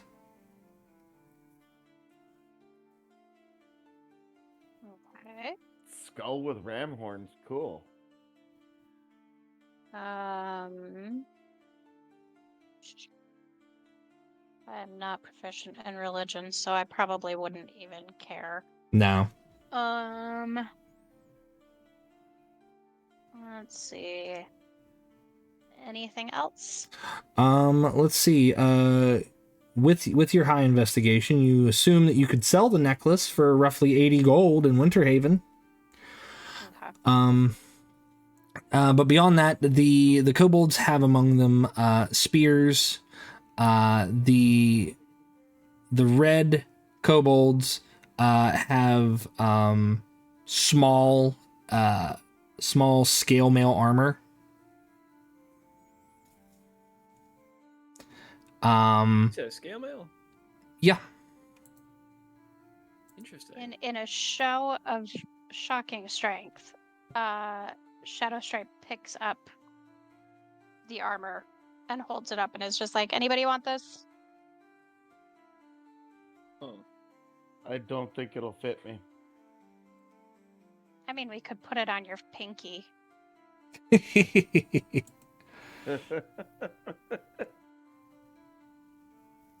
No?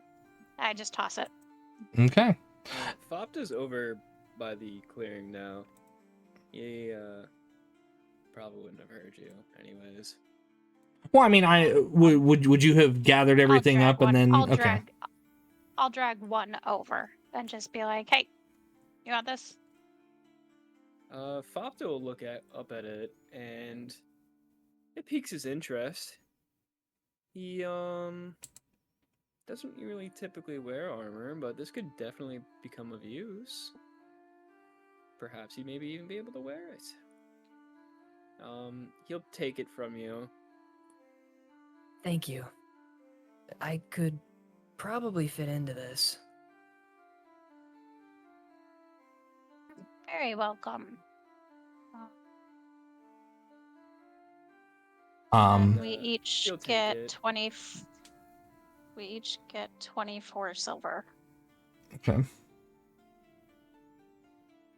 on top of what you have, the kobolds with the scale armor and the shields, since shields are not made small, they are pretty universal. The three that are, well, there's only two left because the one ran away. There is a two heavy shields that look to be shaped like dragon scale. They are like a large red scale with a little bit of like black within the striations on the scale. I look at that shield and then I look at my ratty wooden shield and I look at that. Does it look like it's in good shape?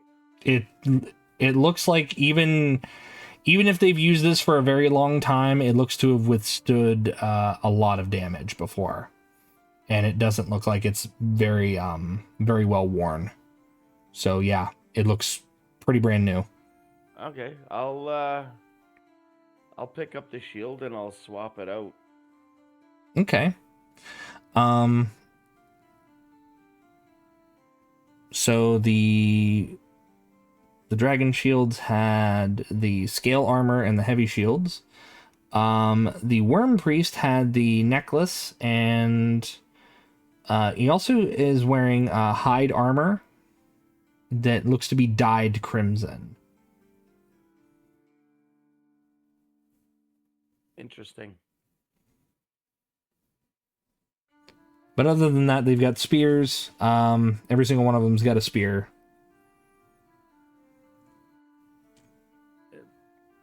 Alrighty.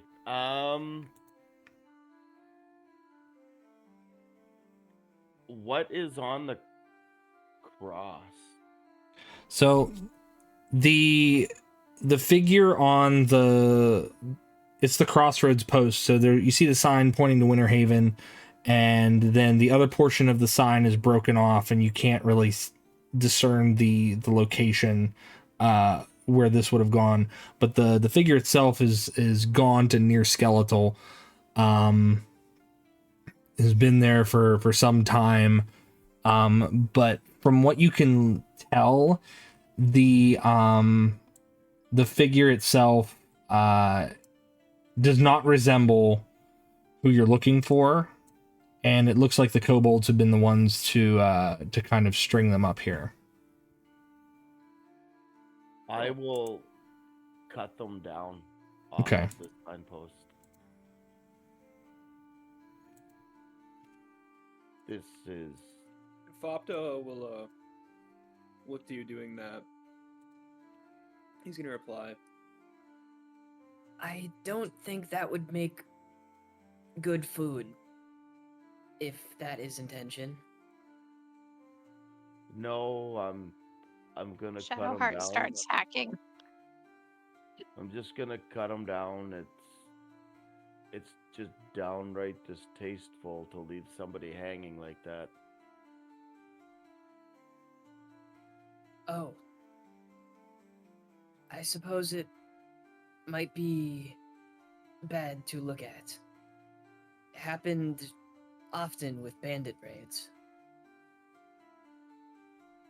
Not much of it. Yeah, just less unsightly, I guess. If people were to come by here, this is It's the noble last- thing what you did. Thank you. Would help needed? Yes, please. Fopta will do what he can to help with whatever you need over there.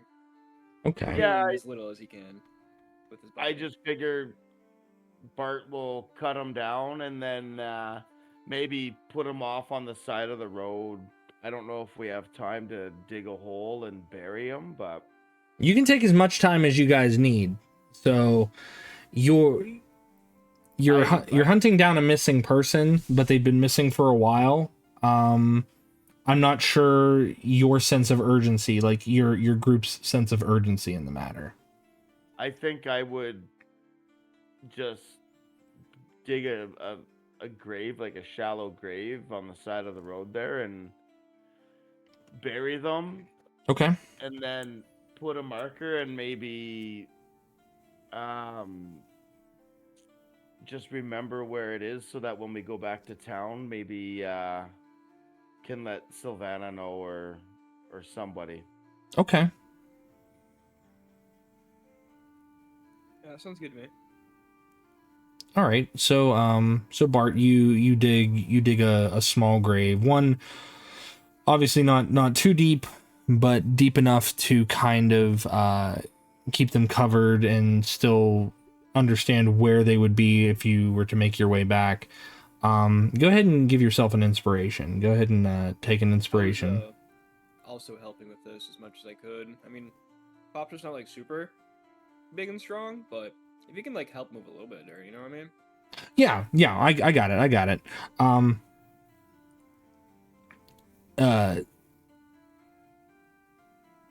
Let's see. So if you're assisting, you also get an inspiration. Nice. So Shadow, what are you doing? I am taking a nap. Nap time. Okay, kitty nap time. Nap time. So the three of you, along with Grizz, after you get yourselves in and take care of putting the body to rest and getting in the rest that you so well deserve, you figure that obviously you would have to set out towards the south to head towards this burial site.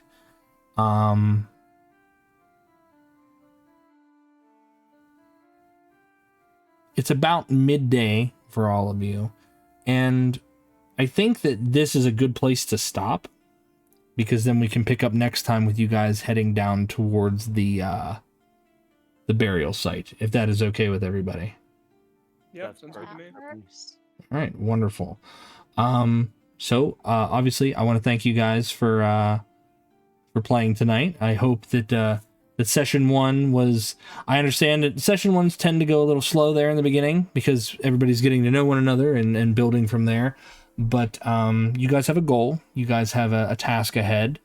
And despite some technical hiccups, both of the actual technical variety and the game variety, we managed to get through it. So, again, I hope you guys enjoyed yourselves. I like to do at the end of things, like stars and wishes. So like if you're not familiar with stars and wishes, stars is like who you think a star of the night was, like whether there was good role play or good action or combat, and you award that to a player. And then wishes is like what you would wish to see in the next part of the campaign, or something that you would wish to see later in the campaign. So let's start with Fopta. Fopta, star and a wish, please. I liked talking with Shadow. Scribe. I thought that was very neat, cool how they were kitty cat meow meow. But then not. Not that Bart didn't do anything cool or have a good role play. It's just that kitty cat meow meow was quite interesting. Yeah, man. As far as wishes, not too much, I guess, at the moment. I would, excuse me, after session, like if you could send me, I don't know, just like a brief thing on the lore of this world. Yeah, can do, will do. Other than that, I'm pretty good. I enjoyed it. Heck yeah, good session. Woohoo! All right, awesome. Shadow Stripe, star and a wish, please. I loved both of you guys' role playing. Very much felt like I got to know your characters. The fact that Bart talks really slow pulled to the forefront of my mind like the Kung Fu Panda turtle. Okay. Master And, Oogway. yeah. Uruguay. And that was like all I could see the entire time. And then Awesome. Fapta, like the slow language and trying out different words, like really made it obvious that they're not used to society in like the way Large that doses. yeah you know. yeah so I thought both were really really awesome.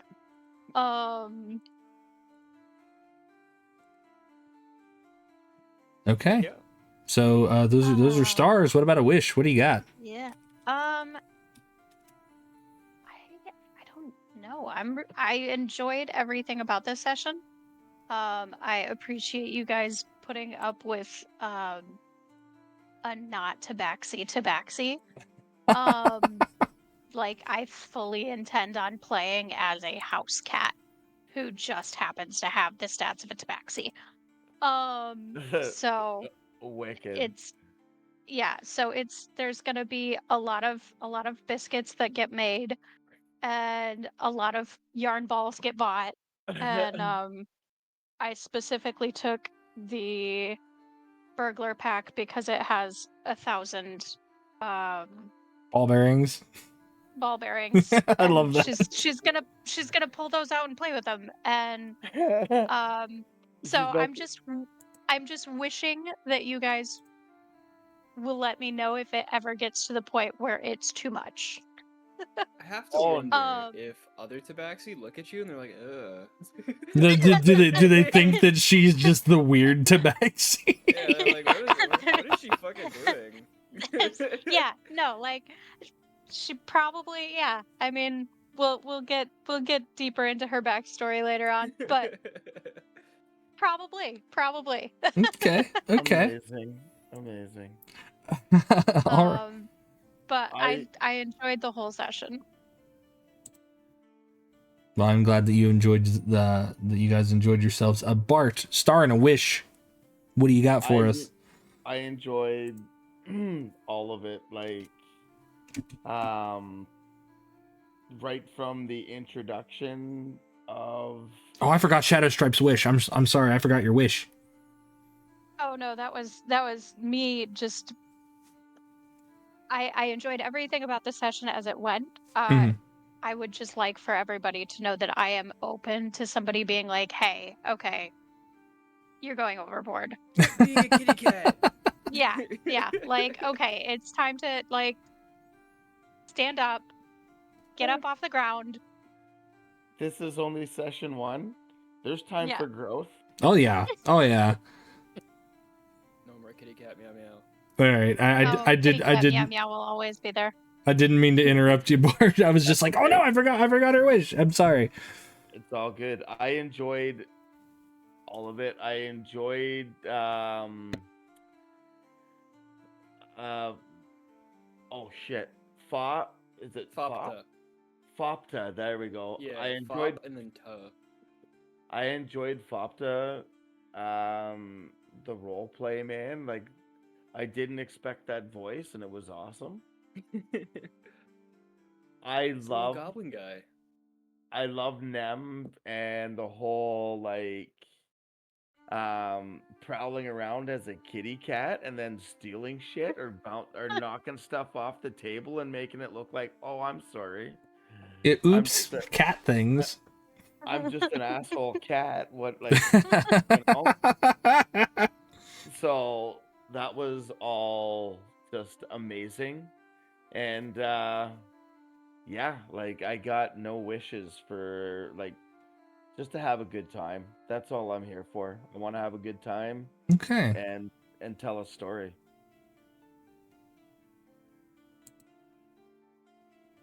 So yeah, I'm good.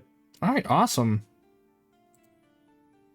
All right, well, that ends session 1 of Keep on the Shadowfell.